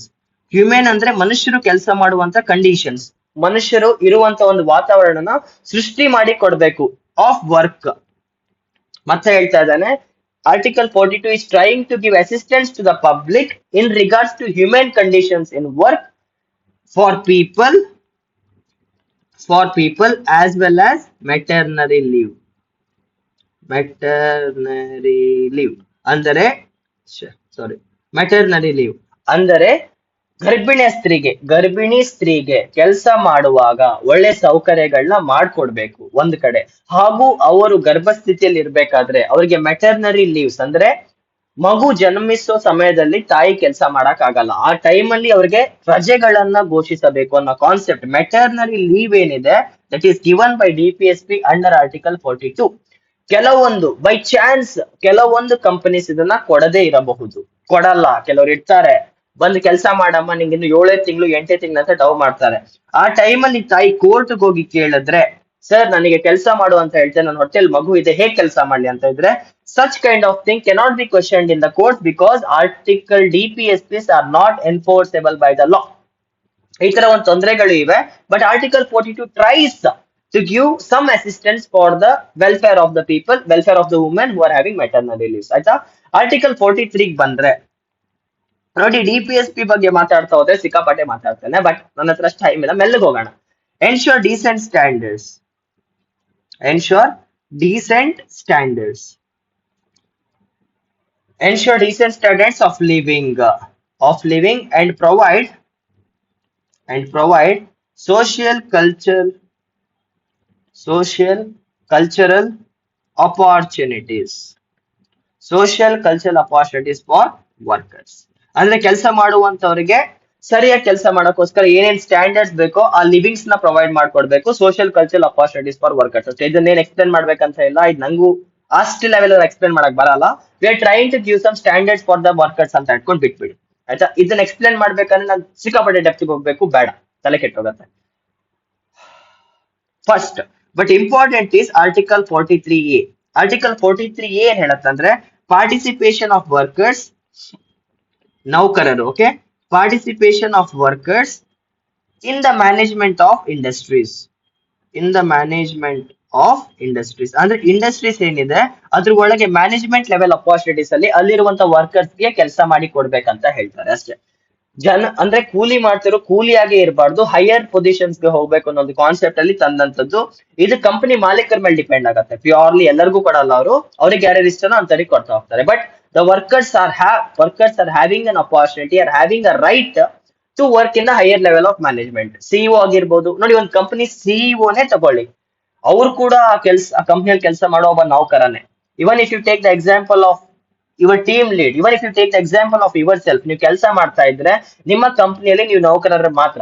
ನೀವು ಒಂದು ಟೀಮ್ ಮ್ಯಾನೇಜರ್ ಕೂಡ ಆಗಿರ್ಬೋದು, ಇಲ್ಲ ಮ್ಯಾನೇಜ್ಮೆಂಟ್ ಹೆಡ್ ಕೂಡ ಆಗಿರ್ಬೋದು, ಡೈರೆಕ್ಟರ್ ಕೂಡ ಆಗಿರ್ಬೋದು, ಏನೇ ಆಗಿರ್ಬೋದು. End of the day what you are just a worker there, you are just an employee there ಅಷ್ಟೇ. And Article 47 talks about nutrition. Nutrition ಅಂದ್ರೆ ತಿನ್ನೋ ಆಹಾರದಲ್ಲಿ ನ್ಯೂಟ್ರಿಯೆಂಟ್ಸ್ ಇರಬೇಕು, ಅದು ನ್ಯೂಟ್ರಿಷನ್ ಸೆಕ್ಯೂರಿಟಿ ಫಾರ್ ಆಲ್. ಎಲ್ಲರಿಗೂ ಒಳ್ಳೆ ಆರೋಗ್ಯಕರ ಊಟ ಕೊಡ್ಬೇಕಂತ ಹೇಳುತ್ತೆ. So these are all the standards that are following in socialism. Socialism ಅಲ್ಲಿ ಬರುವಂತ ಆರ್ಟಿಕಲ್ಸ್ ಯಾವ್ಯಾವುದು? ಒಂದು ಆರ್ಟಿಕಲ್ 38 ಬರುತ್ತೆ, 39 ಬರುತ್ತೆ, ಆರ್ಟಿಕಲ್ 39A ಬರುತ್ತೆ, 41 ಬರುತ್ತೆ, 42 ಬರುತ್ತೆ, 43 ಬರುತ್ತೆ, 43A ಬರುತ್ತೆ, 47 ಬರುತ್ತೆ. So these are the rules, these are the principles that are coming under the standards of socialism. Socialism concept ಅಲ್ಲಿರುವಂತ DPSPs ಅಲ್ಲಿ ಇದು ಬರುತ್ತೆ. Socialism ಆದ್ಮೇಲೆ ನೆಕ್ಸ್ಟ್ ಬರುವಂತ important part is Gandhian. Mahatma Gandhi ಅವರ ತಲೆಯಲ್ಲಿ ಏನಿತ್ತು? Gandhian DPSP. ಗಾಂಧಿ ಪರ್ಸ್ಪೆಕ್ಟಿವ್ ಅಲ್ಲಿ ಒಂದು ಸ್ಟೇಟ್ ಪಾಲಿಸಿನ ಹೇಗೆ ನಿಭಾಯಿಸ್ಕೊಂಡು ಹೋಗ್ಬೇಕು, ಯಾವ ತರ ಡೈರೆಕ್ಷನ್ಸ್ ಅಲ್ಲಿ ನಮ್ಮ ಸರ್ಕಾರ ಕೆಲಸ ಮಾಡ್ಬೇಕಂತ ನಿಮ್ಗೆ ಗೊತ್ತಿರತ್ತೆ. ಮಹಾತ್ಮ ಗಾಂಧಿ ಅವ್ರದ್ದು the most important concept was panchayats. ಈ ಪಂಚಾಯತ್ ಸಿಸ್ಟಮ್ ಏನಿದೆ ಇದು ಮಹಾತ್ಮ ಗಾಂಧಿ ಅವ್ರದ್ದು ಐಡಿಯಾ. ಯಾಕಂದ್ರೆ ಮಹಾತ್ಮ ಗಾಂಧಿ ನಂಬಿದ್ದೇನೆಂದ್ರೆ ಹಳ್ಳಿ ಸಂರಕ್ಷಣೆ ಆಗಿದ್ರೆ, ಹಳ್ಳಿಯಲ್ಲಿರೋ ಜನ ಸಮೃದ್ಧಿ ಹೊಂದಿದ್ರೆ ಆಟೋಮೆಟಿಕ್ ನಮ್ಮ ಊರುಗಳು, ಸಿಟಿಗಳು, ದೇಶ ಬೆಳೀತಾ ಹೋಗುತ್ತೆ ಅಂತ. One of the most beautiful concept. ಅತಿ ಚಿಕ್ಕ ಯೂನಿಟ್ ನ ಕರೆಕ್ಟ್ ಮಾಡ್ತಾ ಹೋದ್ರೆ ದೊಡ್ಡ ದೊಡ್ಡ ಸಿಸ್ಟಮ್ ವರ್ಕ್ ಆಗುತ್ತೆ. ಅದೇ ಕಾನ್ಸೆಪ್ಟ್ ಅಲ್ಲಿ ಆರ್ಟಿಕಲ್ 14 ತಂದ್ರು, organise village panchayats. Organise village panchayats. ಈಗ ಪಂಚಾಯತ್ ಸಿಸ್ಟಮ್ ಏನಿದೆ ಅದರದ್ದು ಮೂಲಭೂತ ಐಡಿಯಾಲಜಿ ಯಾರ್ದು? ಮಹಾತ್ಮ ಗಾಂಧಿ ಅವ್ರದ್ದು, ಆಯ್ತಾ. ಅಂಡ್ ಗಿವ್ ಒಂದು ಪಂಚಾಯತ್ ನ ತಂದಡಿ ಅಂತ ಹೇಳಿದ್ರು. ಅಂಡ್ ಗಿವ್ ಎಡಿಕ್ವೇಟ್ ಪವರ್ಸ್, ಅಲ್ಲಿರುವಂತ ಪ್ರಜೆಗಳಿಗೆ ಶಕ್ತಿಗಳನ್ನ ಕೊಡಿ. ಯಾವ ತರ? Give adequate powers as self governance. ಅಂದ್ರೆ ಆ ಊರಿನ ಜನ ಅವ್ರಿಗೆ ಅವರೇ ಆಡಳಿತ ಮಾಡ್ಕೊಳ್ಳಿ, ದೊಡ್ಡ ದೊಡ್ಡವರೇ ಇಂಟರ್ಫಿಯರ್ ಆಗ್ಬಾರ್ದಂತ. ಇದೇ ಕಾನ್ಸೆಪ್ಟ್ ಅಲ್ಲಿ ಪಂಚಾಯತ್ ಸಿಸ್ಟಮ್, ಮುನ್ಸಿಪಾಲಿಟೀಸ್ ಅನ್ನೋ ಒಂದು ದೊಡ್ಡ ಕಾನ್ಸೆಪ್ಟೇ ಬಂತು. ಆ ಪಂಚಾಯತ್ಸ್ ಅನ್ನೋ ಕಾನ್ಸೆಪ್ಟ್ ಗೆ ಫೌಂಡೇಶನ್ ಯಾವುದು? Article 40 of DPSP. ಇದನ್ನೇ ತಕೊಂಡೋಗಿ ಅವ್ರು ಸಪರೇಟ್ ಪಾರ್ಟೇ ಮಾಡಿದ್ದಾರೆ. ಇದ್ರ ಬಗ್ಗೆ ಮಾತಾಡೋಣ ಮುಂದೆ. ಪಂಚಾಯತ್ ಅಂಡ್ ಮುನ್ಸಿಪಾಲಿಟೀಸ್ ಬಂದಾಗ ಎಕ್ಸ್ಪ್ಲೇನ್ ಮಾಡ್ತಾನೆ. For now understand that panchayats ಅನ್ನೋ ಐಡಿಯಾ ಏನಿದೆ ದಟ್ ಈಸ್ DPSP ಇಂದ ಬಂದಿದ್ದು. ಓಕೆ. ಅಂಡ್ ನಿಮ್ಗೆ ಇನ್ನೊಂದು ಗೊತ್ತಿರತ್ತೆ, ಮಹಾತ್ಮ ಗಾಂಧಿ ಅವರು ಕಾಟೇಜ್ ಇಂಡಸ್ಟ್ರೀಸ್ ಅಂದ್ರೆ ಆರ್ಟಿಕಲ್ 43, ಇದು 43, ಆರ್ಟಿಕಲ್ 43. ಮಹಾತ್ಮ ಗಾಂಧಿ ಅವ್ರದ್ದು ಇನ್ನೊಂದು ಐಡಿಯಾಲಜಿ ಇದ್ದಿದ್ದು ಕಾಟೇಜ್ ಇಂಡಸ್ಟ್ರೀಸ್. ಹಳ್ಳಿಯಲ್ಲಿರುವಂತ ಚಿಕ್ಕ ಚಿಕ್ಕ ಇಂಡಸ್ಟ್ರೀಸ್ ನ ಪ್ರಮೋಟ್ ಮಾಡ್ಬೇಕು. ಚಕ್ರ ತಿರ್ಸ್ತಾರೆ, ಚರಕ ತಿರ್ಸ್ಕೊಂಡು ಬಟ್ಟೆ ಮಾಡ್ತಿದ್ರು, ಗೊತ್ತಾ. So he told that promote cottage industries. ಅದು ಕೂಡ ಇಂಪ್ಲಿಮೆಂಟ್ ಆಗಿದೆ DPSP ಅಲ್ಲಿ. Promote cottage industries in rural areas. ಅದಕ್ಕೆ ಹಳ್ಳಿಯಲ್ಲಿ ಬಟ್ಟೆ ಹೊಲಿಯೋ ಮಷಿನ್ಗಳು, ಫ್ಯಾಕ್ಟ್ರಿಗಳು ನಿಮ್ಗೆ ತುಂಬಾ ಜಾಸ್ತಿ ಸಿಗತ್ತೆ under the concept of cottage industries. ನೋಡಿ, ಮಹಾತ್ಮ ಗಾಂಧಿ ಅವ್ರದ್ದು ಎರಡು most important principle, panchayat promotion, cottage industries. Article 40 ಮತ್ತೆ ಆರ್ಟಿಕಲ್ 43 ಅಲ್ಲಿ ನಮ್ಮ ಸಂವಿಧಾನದ ಸೃಷ್ಟಿಕರ್ತರು ಹಾಕಿಟ್ಟಿದ್ದಾರೆ. ಜೊತೆಗೆ ಆರ್ಟಿಕಲ್ 43B ಅಂತ ಇನ್ನೊಂದಿದೆ. ದಿಸ್ ಇಸ್ ಕೋಆಪರೇಟಿವ್ ಸೊಸೈಟೀಸ್ ನ ಪ್ರಮೋಟ್ ಮಾಡುತ್ತೆ. ಕೋಆಪರೇಟಿವ್ ಸೊಸೈಟೀಸ್ ನ ಇದು ಜಸ್ಟ್ ಪ್ರಮೋಟ್ ಮಾಡ್ತಾ ಹೋಗುತ್ತೆ. ಇವಾಗ the most important is article 46. Article 43 ಕೂಡ 40 ಮತ್ತೆ 43 ಇಂಪಾರ್ಟೆಂಟ್. ಅದಕ್ಕಿಂತ the most important is provide, article 46 provide educational and economic opportunities. Education ಅಂದ್ರೆ ಓದಿನ ಬಗ್ಗೆ ಅವಕಾಶಗಳನ್ನ ಕೊಡೋದು, ಎಕನಾಮಿಕ್ ಅಂದ್ರೆ ದುಡಿಯೋ ಅವಕಾಶ ಕೊಡೋದು. ಯಾರಿಗೆ? To whom is Mahatma Gandhi addressing ಅಂತ ಹೇಳಿದ್ರೆ he is addressing it to ST, SC and other weaker sections of the society. Weaker sections of society. This is the reason why they are having reservations. ನೋಡಿ, reservations ಅನ್ನೋದು ಒಂದು ಒಳ್ಳೆ concept. It's a positive concept until and unless the person who is making use of it is really poor. Weaker sections ಗೆ ಕೊಡ್ಬೇಕು. ಅವ್ರಿಗೆ ಆ ಕಾಲದಲ್ಲಿ ಓದೋ ಫೆಸಿಲಿಟೀಸ್ ಇರಲಿಲ್ಲ, ನಾವು ಸಮಾಜದೊಳಗೆ ಬರಕ್ಕೂ ಬಿಡ್ಲಿಲ್ಲ, ಉದ್ಧಾರ ಆಗಕ್ಕೂ ಬಿಡ್ಲಿಲ್ಲ. ಇವಾಗ ಉದ್ಧಾರ ಆಗಕ್ಕೆ ಅವ್ರು ಟ್ರೈ ಮಾಡ್ತಾ ಇದ್ರೆ ಅದಕ್ಕೂ ನಾವು ಅಡ್ಡಿ ಬೀಳ್ತಾ ಇದೀವಿ. ಇದು ತಪ್ಪು. Reservations is a very positive concept. But reservation ಅಂತ ಬಂದ ಕೂಡಲೇ ನಮ್ ತಲೆಯಲ್ಲಿ ಒಂದು ನೆಗೆಟಿವ್ ಇಂಪ್ರೆಷನ್ ಬರಕ್ ಸ್ಟಾರ್ಟ್ ಆಗುತ್ತೆ. ಯಾಕೆ ಅವ್ರಿಗೆ ಮಾತ್ರ ರಿಸರ್ವೇಶನ್, ಯಾಕೆ ನಮ್ಗಿಲ್ಲ ಅಂತ. ನೋಡಿ, ಆ ಕಾಲದಲ್ಲಿ SC ಗಳನ್ನ ಊರೊಳಗ್ ಬಡಕ್ ನಾವು ಬಿಡ್ಲಿಲ್ಲ. ST ಗಳು ಊರೊಳಗ್ ಬರ್ಲೇ ಇಲ್ಲ. ಅವ್ರ ಕಾಡ್ ಜನರು, tribes. If you go to north like Assam, Mizoram, Arunachal Pradesh, ಆ ಕಡೆ ಹೋದಾಗ ನಿಮ್ಗೆ ಗೊತ್ತಾಗತ್ತೆ. ಇಂಟರ್ನೆಟ್ ಹೋಗಿ ಟ್ರೈಬ್ಸ್ ಅಂತ ಹೊಡಿರಿ, ಆಂಥ್ರೋಪಾಲಜಿ ಸ್ಟೂಡೆಂಟ್ಸ್ ಆಗಿದ್ರೆ ನಿಮ್ಗೆ ಕ್ಲಾರಿಟಿ ಇರತ್ತೆ. ಶೆಡ್ಯೂಲ್ ಕಾಸ್ಟ್ ವಿಷಯಕ್ಕೆ ಬಂದ್ರೆ ಡಾಕ್ಟರ್ BR ಅಂಬೇಡ್ಕರ್ ಅಂತ ಮಹಾನ್ ವ್ಯಕ್ತಿಗಳನ್ನೇ ನಾವು ಕ್ಲಾಸ್ ರೂಮ್ ಒಳಗೂ ಬರಕ್ ಬಿಡ್ಲಿಲ್ಲ, ಬಾವಿಯಲ್ಲಿ ನೀರ್ ಕುಡಿಯಕ್ಕೂ ಬಿಡ್ಲಿಲ್ಲ. ಆ ತರ ಸ್ಥಿತಿಯಲ್ಲಿರುವಂತ ಜನ ಈಗಿನ ಕಾಲದಲ್ಲಿ ಕೂಡ ಅದೇ ಸ್ಥಿತಿಯಲ್ಲೇ ಇದ್ದಾರೆ. ನೀವು ಸಿಟಿಯಲ್ಲಿ ಇರೋದ್ರಿಂದ ನಿಮ್ಗೆ ಸಿಕ್ಕಾಪಟ್ಟೆ ಕೊಂಬು ಬಂದಿರ್ಬೋದು. ಅವನು ಆ ಕಾಲೇಜಲ್ಲಿ ಓದ್ತಾವನು, ಈ ಕಾಲೇಜಲ್ಲಿ ಓದ್ತಾವನು, ಇವನ್ಗೆ ಯಾಕೆ ರಿಸರ್ವೇಶನ್ ಅಂತ. ಹಳ್ಳಿಗಳಿಗೆ ಹೋಗಿ ನೋಡಿ, SC, STs and other weaker section situation ಹೇಗಿದೆ ಅಂತ ನಿಮ್ಗೆ ಗೊತ್ತಿರತ್ತೆ. ಇವಾಗ್ಲೂ ಕೂಡ ಸಾವಿರಾರು ಊರುಗಳಲ್ಲಿ SC ಗಳನ್ನ ಊರ್ ಹೊರಗೆ ಇಟ್ಟಿದ್ದಾರೆ, ಇಲ್ಲ ಅವ್ರಿಗೊಂದು ಸಪರೇಟ್ ಏರಿಯಾ ಮಾಡಿ ಅಲ್ಲಿ ಕೂಡ್ಸಿಟ್ಟಿದ್ದಾರೆ. ಇದೆಲ್ಲ ನಿಮಗೂ ಗೊತ್ತಿರತ್ತೆ. ಸೊ ಈ ಒಂದು progressive society ideology ಏನಿದೆ it's very good but we also have to make sure that they are given their rights. ಅದಕ್ಕೋಸ್ಕರನೇ ಆರ್ಟಿಕಲ್ 46 ಅಲ್ಲಿ ಮಹಾತ್ಮ ಗಾಂಧಿ ಅವರೇ ಹೇಳಿದ್ದಾರೆ ಅಂದ್ರೆ ಅರ್ಥ ಮಾಡ್ಕೊಳ್ಳಿ, SC ST ಹಾಗೂ ವೀಕರ್ ಸೆಕ್ಷನ್ಸ್ ಗೆ ಎಜುಕೇಶನ್ ಮತ್ತೆ ಎಕನಾಮಿಕ್ ಇಂಪಾರ್ಟೆನ್ಸ್ ಎಷ್ಟು ಕೊಡಬೇಕು ಅಂತ. ಓಕೆ, ಇದ್ರ ಮೇಲೆ ನಾವು ಒಂದು ಸಪರೇಟ್ ಡಿಬೇಟೇ ಮಾಡ್ಬೋದು. ಇದ್ರ ಮೇಲೆ UPSC ಕ್ವಶನ್ ಕೇಳ್ಬೋದು. ಚಿಕ್ಕ ಉರ್ಕೊಂಡು ಆನ್ಸರ್ ಮಾಡಬೇಡಿ. ಬೀಯಿಂಗ್ ಅ ಹ್ಯೂಮನ್, ಒಬ್ಬ ಮನುಷ್ಯನ ಪರ್ಸ್ಪೆಕ್ಟಿವ್ ಅಲ್ಲಿ ಅವ್ರ ಕಷ್ಟ ನೋವುಗಳನ್ನ ಅರ್ಥ ಮಾಡ್ಕೊಂಡು ಆನ್ಸರ್ ಮಾಡಿ. ಇಲ್ಲ ಅಂದ್ರೆ ನೀವು ಸತ್ರು UPSC ಆಸ್ಪಿರೆಂಟ್ ಆಗಲ್ಲ, ನಿಮ್ದು UPSC ಕ್ಲಿಯರ್ ಆಗಲ್ಲ. If you want to be an UPSC, if you want to be an administrator, the first and foremost thing you should have is to treat equals equally and treat unequals equally. Article 14 ಹೇಳುತ್ತೆ equality before law, due process of law. Article 15 says no discrimination, but there are some reasonable restrictions under this Article 46 ಇಂದಾನೆ Article 15 ಅಲ್ಲಿ separate ಒಂದು ಏನಂತಾರೆ exception ನ handle ಮಾಡಿದ್ದು. Okay, so Article 56 Mahatma Gandhi ಅವರು ಹೇಳಿರೋದು SC ST ಗಳಾಗಿರ್ಬೋದು ಅಥವಾ ವೀಕರ್ ಸೆಕ್ಷನ್ಸ್ ಆಗಿರ್ಬೋದು, ಅವ್ರಿಗೆ ನಾವು ಅಪಾರ್ಚುನಿಟೀಸ್ ಪ್ರೊವೈಡ್ ಮಾಡ್ಕೊಡ್ಬೇಕು. Because of this only reservation system ನಮ್ ದೇಶದಲ್ಲಿ ಇದೆ, ಅರ್ಥ ಮಾಡ್ಕೊಳ್ಳಿ. ಓಕೆ, ಅಂಡ್ Article 47 ಬಂದ್ರೆ ಹೇಳ್ದೆ ಅಲ್ವಾ, DPSP ವಿಷಯಕ್ಕೆ ಬಂದ್ರೆ ನಾನು ಸಿಕ್ಕಾಪಟ್ಟೆ ಮಾತಾಡ್ಬೋದು ಅಂತ ಪುರ್ಸೋತಿಲ್ಲ. Article 47 ಬಂದ್ರೆ ಇಟ್ ಪ್ರೊಹಿಬಿಟ್ಸ್, ನಿಮ್ಗೆ ಗೊತ್ತಿದೆ ಮಹಾತ್ಮ ಗಾಂಧಿ ಅವರು ಆಲ್ಕೋಹಾಲ್ ಮತ್ತೆ ಸಿಗರೇಟ್ ಗೆ ಕಡಿ ವಿರುದ್ಧ, ಧೂಮಪಾನ ಹಾಗೂ ಧೂಮ್ರಪಾನವನ್ನು ನಿಷೇಧಿಸಿರೋದು ಮಹಾತ್ಮ ಗಾಂಧಿ ಅವರು. To upheld this policies we have implemented prohibition of consumption of intoxicating drinks. ಆ ಡ್ರಿಂಕ್ಸ್ ಅಂದ್ರೆ ಯಾವ್ದು ಅನ್ನೋದನ್ನ ಗವರ್ನಮೆಂಟ್ ಇದ್ ಮಾಡತ್ತೆ. ಬಟ್ ಇವಾಗ್ಲೂ ಕೂಡ ನಿಮ್ಗೆ ಗೊತ್ತಿರಬಹುದು, ಆಲ್ಕೋಹಾಲ್ ಎಲ್ಲಾ ಕಡೆ ಸಿಗ್ತಾ ಇದೆ, ಸಾರಾಯ ಅಂತೂ ಫ್ರೀ ಆಗಿ ಸಿಗತ್ತೆ. Highest amount of tax is given by ಕುಡುಕರು ಆಫ್ ಅವರ್ ದೇಶ. ಸೊ ಗವರ್ನಮೆಂಟ್ ಇದನ್ನ ಬ್ಯಾನ್ ಮಾಡಲ್ಲ, ಟ್ರೈ ಮಾಡ್ತಾರೆ ಬಟ್ ಅದಾಗಲ್ಲ. ಬಟ್ ಮಹಾತ್ಮ ಗಾಂಧಿ ಅವ್ರ ವಿಷನ್ ಅಲ್ಲಿ ಯಾರು ಕುಡಿಬಾರ್ದಂತ ಒಂದಿತ್ತು. ಸೊ ಮಹಾತ್ಮ ಗಾಂಧಿ ಅವ್ರದ್ದು ಇನ್ನೊಂದು ಕೂಡ ಇದೆ, ಮಹಾತ್ಮ ಗಾಂಧಿ ವಾಸ್ ಅಗೇನ್ಸ್ಟ್ ಅಹಿಂಸಾ, ಗೊತ್ತಿದೆ ಅಲ್ವಾ, ಅವ್ರ ಅಹಿಂಸೆ ವಿರುದ್ಧ ಇದ್ರು. ಸೊ Article 48 ಅಲ್ಲಿ ಇಟ್ ಪ್ರೊಹಿಬಿಟ್ಸ್ ಸ್ಲಾಟರ್ ಆಫ್ ಕೌಸ್, ನಮ್ಮ ಹಸುಗಳನ್ನ ಸಾಯಿಸೋ ಹಾಗಿಲ್ಲ ಅಂತ ಹೇಳ್ತಾರೆ.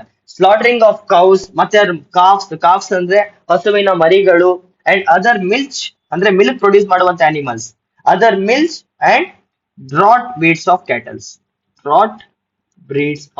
ಕ್ಯಾಟಲ್ಸ್, ಹಾಲು ಉತ್ಪತ್ತಿ ಮಾಡುವಂತ ಪ್ರಾಣಿಗಳನ್ನು ಕೊಲ್ಲುವುದು ತಪ್ಪು ಅಂತ ಮಹಾತ್ಮ ಗಾಂಧಿ ಅವರ ಪ್ರಿನ್ಸಿಪಲ್ ಇತ್ತು. ಅವ್ರು ಅಹಿಂಸನ ಫಾಲೋ ಮಾಡ್ತಾ ಇದ್ರು, ಮಾಂಸ ಸೇವನೆಯನ್ನು ಕೂಡ ಅವ್ರು ತ್ಯಜಿಸಿದ್ರು. ಸೊ ಮಹಾತ್ಮ ಗಾಂಧಿ ಅವ್ರು ಹೇಗಿದ್ರು ಅಂತ ನಿಮ್ಗೆ ಗೊತ್ತಿದ್ರೆ Article 40 ಇಂದ ಹಿಡಿದು Article 48, that is Article 40 village panchayat, Article 43 cottage industries, Article 43B cooperative societies, Article 46 reservations, Article 47 ಬಂದ್ರೆ prohibition of consumption of drinks, and Article 48 slaughtering of cows and milk producing animals. Mahatma Gandhi vision ಏನಿತ್ತೋ ಅದನ್ನೇ DPSP ಅಲ್ಲಿ ಹಂಗೆ ತಂದಿಟ್ಟಿದ್ದಾರೆ. And ಈ Article 40 ಏನಿದೆ ಪಂಚಾಯತ್, ಇದನ್ನ ನಾವೀಗ ಒಂದು ಸಪರೇಟ್ ಪಾರ್ಟ್ ಆಗಿ ಮಾಡಿದ್ದೇವೆ. ಅದ್ರ ಬಗ್ಗೆ ನಾನು ಆ ಟಾಪಿಕ್ ಬಂದಾಗ ಮಾತಾಡ್ತೇನೆ.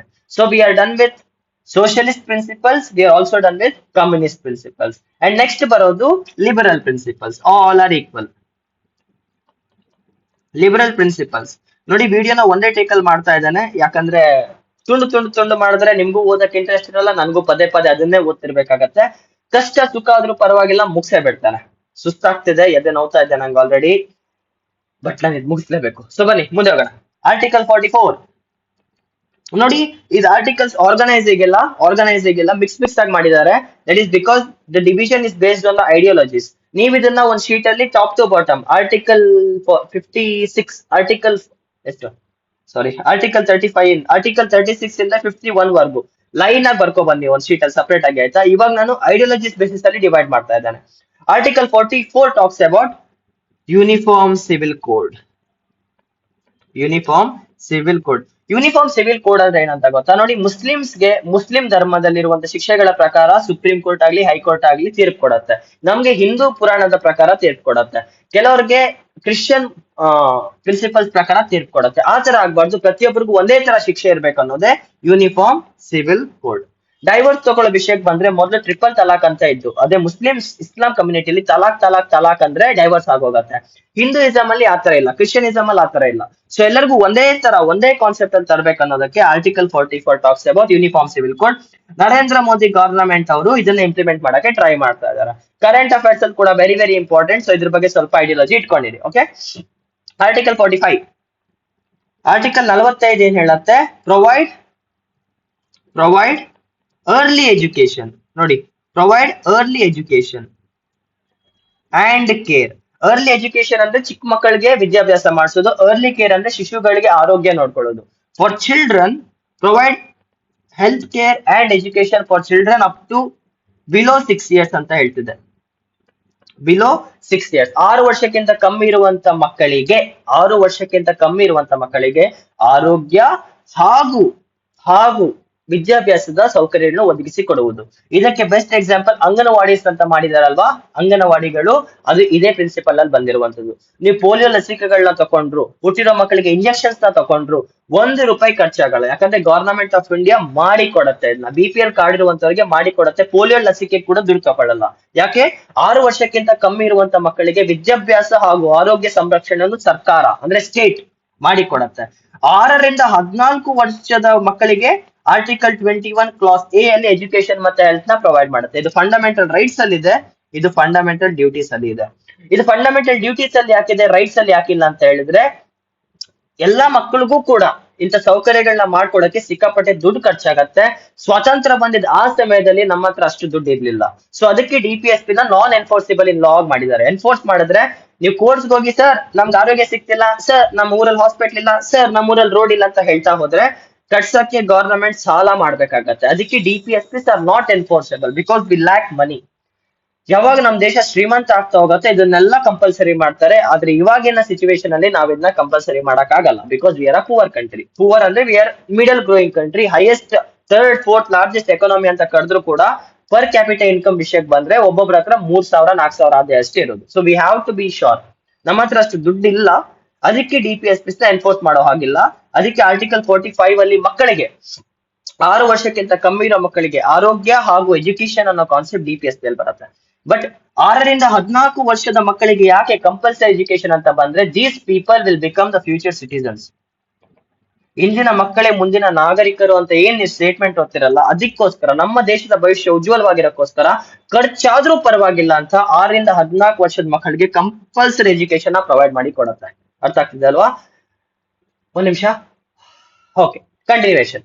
ಆರ್ಟಿಕಲ್ 45 ಆಯ್ತಾ? Article 48. Article 48 promote agriculture, promote agriculture and animal husbandry, animal husbandry on scientific lines. ಈ ವರ್ಡ್ ಸ್ವಲ್ಪ ಇಂಪಾರ್ಟೆಂಟ್. ಸೈಂಟಿಫಿಕ್ ಲೈನ್ಸ್ ನೋಡಿ, ಭಾರತಕ್ಕೆ ಸ್ವಾತಂತ್ರ್ಯ ಸಿಕ್ಕಾಗ ನಮ್ಮ ದೇಶದ ಅತಿ ಹೆಚ್ಚು ನಾಗರಿಕರು ವ್ಯವಸಾಯವನ್ನೇ ನಂಬ್ಕೊಂಡಿದ್ರು. So what was our principal? We had to promote education, promote agriculture and animal husbandry. Animal husbandry ಅಂದ್ರೇನು? ಹಸು ಸಾಕಾಣಿಕೆ, ಕೋಳಿ ಸಾಕಾಣಿಕೆ, ಹಂದಿ ಸಾಕಾಣಿಕೆ, ಕುರಿ ಸಾಕಾಣಿಕೆ ಅಥವಾ ಪ್ರಾಣಿ ಸಾಕಾಣಿಕೆ, ಇದು ಅನಿಮಲ್ ಹಸ್ಬೆಂಡ್ರಿ ಕ್ಯಾಟಗರಿಗೆ ಬರುತ್ತೆ. ಅಗ್ರಿಕಲ್ಚರ್ ಅಂದ್ರೆ ಗೊತ್ತಿರತ್ತೆ ನಿಮ್ಗೆ, ಟೊಮೆಟೊ ಬೆಳವಣಿಗೆ, ಈರುಳ್ಳಿ, ಪೊಟೆಟೊ, ಬ್ರಿಂಜಾಲ್, ಇದೆಲ್ಲ ಅಗ್ರಿಕಲ್ಚರ್ ಬರುತ್ತೆ. Farming and animal husbandry promote ಮಾಡ್ಬೇಕು ಅನ್ನೋ ಒಂದು ಕಾನ್ಸೆಪ್ಟ್ ನ ಆರ್ಟಿಕಲ್ 48 ಅಲ್ಲಿ ಇಟ್ಟಿದ್ರು. Using what? ಸೈಂಟಿಫಿಕ್ ಲೈನ್ಸ್, ಆಧುನಿಕ ವ್ಯವಸ್ಥೆಯಿಂದ. ಇವಾಗ ಟ್ರ್ಯಾಕ್ಟರ್ ಗಳಿವೆ, ಇರಿಗೇಷನ್ ಸಿಸ್ಟಮ್ ಗಳೇನಿವೆ, that is because of article 48. ಇದರಿಂದ ಹಳ್ಳಿಗಳಿರೋ ಜನಕ್ಕೆ ಸೌಕರ್ಯಗಳನ್ನ ಒದಗಿಸಿ ಕೊಡ್ತಾರೆ. ಗವರ್ನಮೆಂಟ್ ಬಂದು ಅಲ್ಲಿ ಮೋಟರ್ ಇಟ್ ಕೊಡ್ತಾರೆ, ಇರಿಗೇಷನ್ ಸಿಸ್ಟಮ್ ನ ಇಂಪ್ಲಿಮೆಂಟ್ ಮಾಡ್ಕೊಡ್ತಾರೆ, ಹಸುಗಳಿಗೆ ಇನ್ಶೂರೆನ್ಸ್ ಮಾಡಿ ಕೊಡ್ತಾರೆ. ಇದೆಲ್ಲ ಆರ್ಟಿಕಲ್ 48 ಅಲ್ಲಿ ಆಗುವಂತದ್ದು. ಆಯ್ತಾ? This is given specially for home, for the farmers ಅಂತ ಅನ್ಕೊಳ್ಳಿ. ಅಂಡ್ ಆರ್ಟಿಕಲ್ 48 ಏನ್ ಹೇಳುತ್ತೆ? Article 48A separate. ಆರ್ಟಿಕಲ್ 48 ಅಲ್ಲಿ ಕ್ಲಾಸ್ ಎ ಕೂಡ ಇರುತ್ತೆ, ಪ್ರೊಟೆಕ್ಟ್ ಎನ್ವಿರಾನ್ಮೆಂಟ್ ಅಂತ ಹೇಳ್ತಾ ಇದ್ದಾರೆ. ನಮ್ಮ ಪರಿಸರವನ್ನು ಕಾಪಾಡಬೇಕು, ಅದು ಕೂಡ DPSP. ಫಾರೆಸ್ಟ್ ನ ಕೂಡ ಕಾಪಾಡಬೇಕು. ಪರಿಸರದಲ್ಲಿ ಕಾಡು ಕೂಡ ಬರುತ್ತೆ, ಅಂಡ್ ಕಾಡಲ್ಲಿ ಡೆಫಿನೆಟ್ಲಿ ವೈಲ್ಡ್ ಲೈಫ್, ಕಾಡ್ ಪ್ರಾಣಿಗಳು ಕೂಡ ಇರ್ತವೆ. ಇದನ್ನೆಲ್ಲ ಕಾಪಾಡಬೇಕು ಅನ್ನೋದು ಕೂಡ DPSP. ನೋಡಿ, ಒಬ್ಬ ಮನುಷ್ಯನಾಗಿ ನೀವೇನೇನ್ ಯೋಚನೆ ಮಾಡ್ಬೋದು ಅದೆಲ್ಲ DPSPನೇ. ನಮ್ಮ ಮಕ್ಕಳನ್ನ ಚೆನ್ನಾಗಿ ನೋಡ್ಕೋಬೇಕು DPSP, ನಮ್ಮ ರಾಜ್ಯನ ಕಾಪಾಡ್ಕೋಬೇಕು DPSP, ನಮ್ಮ ಕಾಡ್ನ ಕಾಪಾಡ್ಕೋಬೇಕು DPSP, ನಮ್ಮ ಜನನ ಕಾಪಾಡ್ಕೋಬೇಕು DPSP, ಎಲ್ಲರಿಗೂ ಆರೋಗ್ಯ ಕೊಡ್ಬೇಕು DPSP, ಎಲ್ಲರಿಗೂ ಸಂಬಳ ಕೊಡ್ಬೇಕು DPSP. ಒಬ್ಬ ಮನುಷ್ಯರಿಗೆ ಬದುಕಕ್ ಬೇಕಾಗಿರುವಂತ ಮೂಲಭೂತ ಅಧಿಕಾರಗಳು, a thought of living, the thought of life is in DPSP. Fundamental rights. ಅದಕ್ಕೆ ಪೊಲಿಟಿಕಲ್ ಡೆಮೋಕ್ರಸಿನ ಎನ್ಶ್ಯೂರ್ ಮಾಡಿದ್ರೆ ಸೋಷಿಯಲ್, ಜನಾಂಗದ ಬಗ್ಗೆ ಬೆಳೆಯೋಕೆ, ನಮ್ಮ ಏನಂತಾರೆ ಸೊಸೈಟಿನ ಕನ್ನಡದಲ್ಲಿ ಏನಂತಾರೆ, ಕನ್ನಡ ಚೆನ್ನಾಗಿ ಬರಲ್ಲ, ಸಮಾಜದಲ್ಲಿ ಒಬ್ಬ ವ್ಯಕ್ತಿಗೆ ಬದುಕಕ್ಕೆ ಏನೇನ್ ಬೇಕೋ ಹಾಗೂ ಅವನಿಗೆ ಬದುಕಕ್ಕೆ ಆದಾಯ ಏನೇನ್ ಬೇಕೋ ಅದನ್ನೆಲ್ಲ ಕಲ್ಪಿಸಿ ಕೊಡ್ತಿರೋದು ಯಾರು? DPSP. ಇವಾಗ ನಿಮ್ಗೆ ಅರ್ಥ ಆಗಿರುತ್ತೆ. That's the reason I told DPSP talks about social and economic justice, whereas fundamental rights talks about political justice. ಈ ಮೂರು ಕುದುರೆಗಳು ಕರೆಕ್ಟ್ ಆಗಿದ್ರೇನೆ ಒಬ್ಬ ಮನುಷ್ಯ ನಮ್ಮ ದೇಶದಲ್ಲಿ ಬದುಕಬಹುದು. ಅರ್ಥ ಆಗ್ತಿದ್ಯಾ? ಆರ್ಟಿಕಲ್ 48A ಆದ್ಮೇಲೆ ಆರ್ಟಿಕಲ್ 49 ಬಂದಾಗ it talks about protection of historical importance, protection of places of historical importance. Hampi ಆಗಿರ್ಬೋದು, ವಿಜಯನಗರ ಆಗಿರ್ಬೋದು, ಅಥವಾ ಬ್ಯಾಂಗ್ಳೂರ್ ಪ್ಯಾಲೇಸ್ ಆಗಿರ್ಬೋದು, ಮೈಸೂರು ಆಗಿರ್ಬೋದು, ಯಾವ್ಯಾವ ಊರಿಗೆ ತನ್ನದೇ ಆದ ಇತಿಹಾಸ ಇದೆಯೋ, ನಮ್ಮ ಗುಲ್ಬರ್ಗ, ಬಿಜಾಪುರ, ಬಾದಾಮಿ, ಐಹೊಳೆ, ಏನೇ ಒಂದು ಪ್ಲೇಸ್ಗೆ ಹಿಸ್ಟಾರಿಕಲ್ ಇಂಪಾರ್ಟೆನ್ಸ್ ಇರುತ್ತೋ ಅದನ್ನ ಕಾಪಾಡ್ಕೊಳ್ಳುವಂತ ಜವಾಬ್ದಾರಿ ಕೂಡ DPSP ಇದೆ. DPSP ದಲ್ಲಿ ನಮ್ದು ಕೂಡ ಗವರ್ನಮೆಂಟ್ ಅನ್ಕೋಬೇಡಿ. ಗವರ್ನಮೆಂಟ್ ಅಂದ್ರೆ ನಾವು public, we people are here to promote and save our country. So ಈ ನೀವೇನ್ ಹಿಸ್ಟಾರಿಕಲ್ ಪ್ಲೇಸಸ್ ಅಂತ ಕರಿತೀರಲ್ಲ ಅದನ್ನ ಕಾಪಾಡೋದು ಕೂಡ ಯಾರು? DPSP. ಅಂಡ್ ಆರ್ಟಿಕಲ್ 50 ಇದು ಒಂದು important class. Article 50 talks about separation of executive from judiciary. Separation of executive from judiciary, very very important. ಇಂಡಿಯಾದಲ್ಲಿ ಸಪರೇಷನ್ ಆಫ್ ಪವರ್ಸ್ ಇದೆ, ನಿಮ್ಗೆ ಹೇಳಿದ್ದೆ. ಲೆಜಿಸ್ಲೇಚರ್, ಎಕ್ಸಿಕ್ಯೂಟಿವ್, ಜುಡಿಷಿಯರಿ ಮೂರ್ ವಿಂಗ್ ಇದೆ. ಲೆಜಿಸ್ಲೇಚರ್ ಅಲ್ಲಿ MP MLA ಗಳು ಬರ್ತಾರೆ. ಎಕ್ಸಿಕ್ಯೂಟಿವ್ ಅಲ್ಲಿ ಪ್ರೆಸಿಡೆಂಟ್, ಪ್ರೈಮ್ ಮಿನಿಸ್ಟರ್, CM ಮತ್ತೆ council of ministers, IAS, IPS, IFS, IRS ಇವರೆಲ್ಲ ಗವರ್ನಮೆಂಟ್ ಎಂಪ್ಲಾಯ್ಸ್ ಬರ್ತಾರೆ. ಜುಡಿಷಿಯರಿ ಜಡ್ಜಸ್ ಬರ್ತಾರೆ. ಸೊ ಆರ್ಟಿಕಲ್ 50 ಏನ್ ಹೇಳಿತ್ತೆ? ಎಕ್ಸಿಕ್ಯೂಟಿವ್ ಮತ್ತೆ ಜುಡಿಷಿಯರಿ ಒಬ್ರಿಗೊಬ್ರು ಬೇರೆ ಬೇರೆ, ಒಬ್ಬರು ಕೆಲ್ಸದಲ್ಲಿ ಒಬ್ರು ಮೂಗ್ ತೋರ್ಸೋ ಹಾಗಿಲ್ಲ ಅಂತ ಹೇಳ್ತಾರೆ. ಆರ್ಟಿಕಲ್ 50 ವೆರಿ ವೆರಿ ಇಂಪಾರ್ಟೆಂಟ್, ಆಯ್ತಾ? And article 51 talks about friendly relationships in international policies. International level ಅಲ್ಲಿ ಪಾಲಿಸೀಸ್ ನ ಮಾಡ್ಕೋಬಹುದು, ಬೇರೆ ಬೇರೆ ದೇಶಗಳ ಜೊತೆ ಚೆನ್ನಾಗಿರ್ಬೇಕನ್ನೋ ಒಂದು ಕಾನ್ಸೆಪ್ಟ್ ಏನಿದೆ ಆರ್ಟಿಕಲ್ 51 ಹೇಳಿ ಕೊಡುತ್ತೆ. So these are all the fundamental DPSP that are available from article 36 ಇಂದ ಹಿಡಿದು ಆರ್ಟಿಕಲ್ 51 ವರ್ಗು. ಒಂದೇ ಸಲ ಓದಿದ್ರೆ ಅರ್ಥ ಆಗಲ್ಲ, ಪದೇ ರಿವೈಸ್ ಮಾಡ್ತಾ ಹೋಗ್ಬೇಕು, ಇಲ್ಲ ಅಂದ್ರೆ ಆಗಲ್ಲ. ಅಂಡ್ ಇದರಲ್ಲಿ ಇನ್ನೊಂದು ಮೇಜರ್ ಕಾನ್ಸೆಪ್ಟ್ ಬರುತ್ತೆ, ಲ್ಯಾಂಡ್ ರಿಫಾರ್ಮ್ಸ್ ಅಂತ ಒಂದು ಸಪರೇಟ್ ಟಾಪಿಕ್ ಬರುತ್ತೆ. ಕೇಶವಾನಂದ ಭಾರತಿ ಕೇಸ್ ಅಲ್ಲಿ ಎಂಡ್ ಆಗುತ್ತೆ. ಆ ಶಂಕರಿ ಪ್ರಸಾದ್ ಕೇಸ್ ಅನ್ಕೊಳ್ತೇನೆ ಸ್ಟಾರ್ಟಿಂಗ್, ಅಲ್ಲಿಂದ ಹಿಡಿದು ಗೋಲಕ್ನಾಥ್ ಕೇಸ್ ಬರುತ್ತೆ. ಆಮೇಲೆ last Kesavananda Bharati case 1973 1983 mostly 1983 ಅಲ್ಲಿ ಸೆಟ್ಲ್ ಆಗುತ್ತೆ ಇದು. ಇದ್ರ ಮೇಲೆ ನಾನು ಸಪರೇಟ್ ವಿಡಿಯೋ ಹಾಕ್ತೇನೆ. ಲ್ಯಾಂಡ್ ರಿಫಾರ್ಮ್ಸ್ ಮೇಲೆ will talk a separate thing because it's a very very important concept. ಅವಾಗ ನ್ಯೂಸ್ ಅಲ್ಲಿ ಬರ್ತಾನೆ ಇರತ್ತೆ. DPSP ಅಲ್ಲಿ ಇರುವಂತ ಲ್ಯಾಂಡ್ ಮಾರ್ಕ್ ಜಡ್ಜ್ಮೆಂಟ್ಸ್ ಗಳ ಬಗ್ಗೆನೂ ನಾನು ವಿಡಿಯೋ ಹಾಕ್ತೇನೆ, ಬಟ್ ಅದಿಲ್ಲ ಹಾಕಲ್ಲ, ತೋರಿಸ್ಬಿಡ್ತೇನೆ ವಿಡಿಯೋ ಎಲ್ಲಿ ಬರುತ್ತೆ ಅಂತ ನೋಡಿ. ನೀವು in case one second guys, ನಮ್ಮ ಹೋಟೆಲಿನಲ್ಲಿ ಇಂಟರ್ನೆಟ್ ಫೆಸಿಲಿಟಿ ಸ್ವಲ್ಪ ಕ್ರಿಯೇಟ್ ಆಗಿದ್ದಾವೆ. ಜಸ್ಟ್ ಗಿವ್ ಮಿ ಅ ಸೆಕೆಂಡ್. ಬೇಡ ಪಾಸ್ವರ್ಡ್ ಅಲ್ಲಿ ರಿಕಾರ್ಡ್ ಆಗತ್ತೆ, ಕೊಡಕ್ಕಾಗಲ್ಲ. ನಾನೇ ಜಸ್ಟ್ ಯೂಟ್ಯೂಬ್ ಚಾನಲ್ ನೀವು ಹೋದ್ರೆ, ಬೈ ಚಾನ್ಸ್ ಯೂಟ್ಯೂಬ್ ಚಾನಲ್ಗೆ ನೀವು ಹೋದರೆ ಅಲ್ಲಿ DPSP ಲ್ಯಾಂಡ್ ಮಾರ್ಕ್ ಜಡ್ಜ್ಮೆಂಟ್ಸ್ ಅಂತ ಒಂದು ವಿಡಿಯೋ ಇದೆ. ಅಲ್ಲಿ ಹೋಗಿ ಆರಾಮಾಗಿ ಏನಂತಾರೆ, ಅಲ್ಲಿ ಹೋಗಿ ಒಂದ್ಸಲ ನೋಡಿ, ನಿಮ್ಗೆ ಸಿಗತ್ತೆ. Okay, so what ever concept was required on DPSP ನಾನು ಮಾಡ್ಕೊಟ್ಟಿದ್ದೇನೆ. ಸೊ ಲ್ಯಾಂಡ್ ಮಾರ್ಕ್ ಜಡ್ಜ್ಮೆಂಟ್ಸ್ ಬಗ್ಗೆ ಮತ್ತೆ ಲ್ಯಾಂಡ್ ರಿಫಾರ್ಮ್ಸ್ ಬಗ್ಗೆ ಒಂದು ಸಪರೇಟ್ ವಿಡಿಯೋ ನಾನು ಮಾಡ್ಕೊಡ್ತೇನೆ. ಅಂಡ್ ಇನ್ ಕೇಸ್ ನೀವು ಇನ್ನೂ ಟೆಲಿಗ್ರಾಮ್ ಚಾನಲ್ ಜಾಯ್ನ್ ಆಗಿದ್ರೆ ಜಾಯ್ನ್ ಆಗಿ, ಡೈಲಿ ಓದ್ತಾ ಇರಿ, ಎಕ್ಸಾಮ್ ಹತ್ರ ಬರ್ತಾ ಇದೆ. So all the best, time waste ಮಾಡ್ತಾ ಇರಬೇಡಿ. ಅಂಡ್ ಗೈಡೆನ್ಸ್ ಏನಾದ್ರು ಬೇಕಿದ್ರೆ ಟೆಲಿಗ್ರಾಮ್ ಅಲ್ಲಿ ನಂಗೆ ಮೆಸೇಜ್ ಹಾಕಿ. I am always there to respond you. ನನ್ನ ಟೆಲಿಗ್ರಾಮ್ ID ನಿಮ್ಗೆ ಗೊತ್ತೇ ಇರತ್ತೆ, Pawan_Prakash. ಸೊ ಮತ್ತೆ ಸಿಗೋಣ ಫ್ರೆಂಡ್ಸ್, ದೇವ್ರು ಒಳ್ಳೇದ್ ಮಾಡ್ಲಿ. ಜೈ.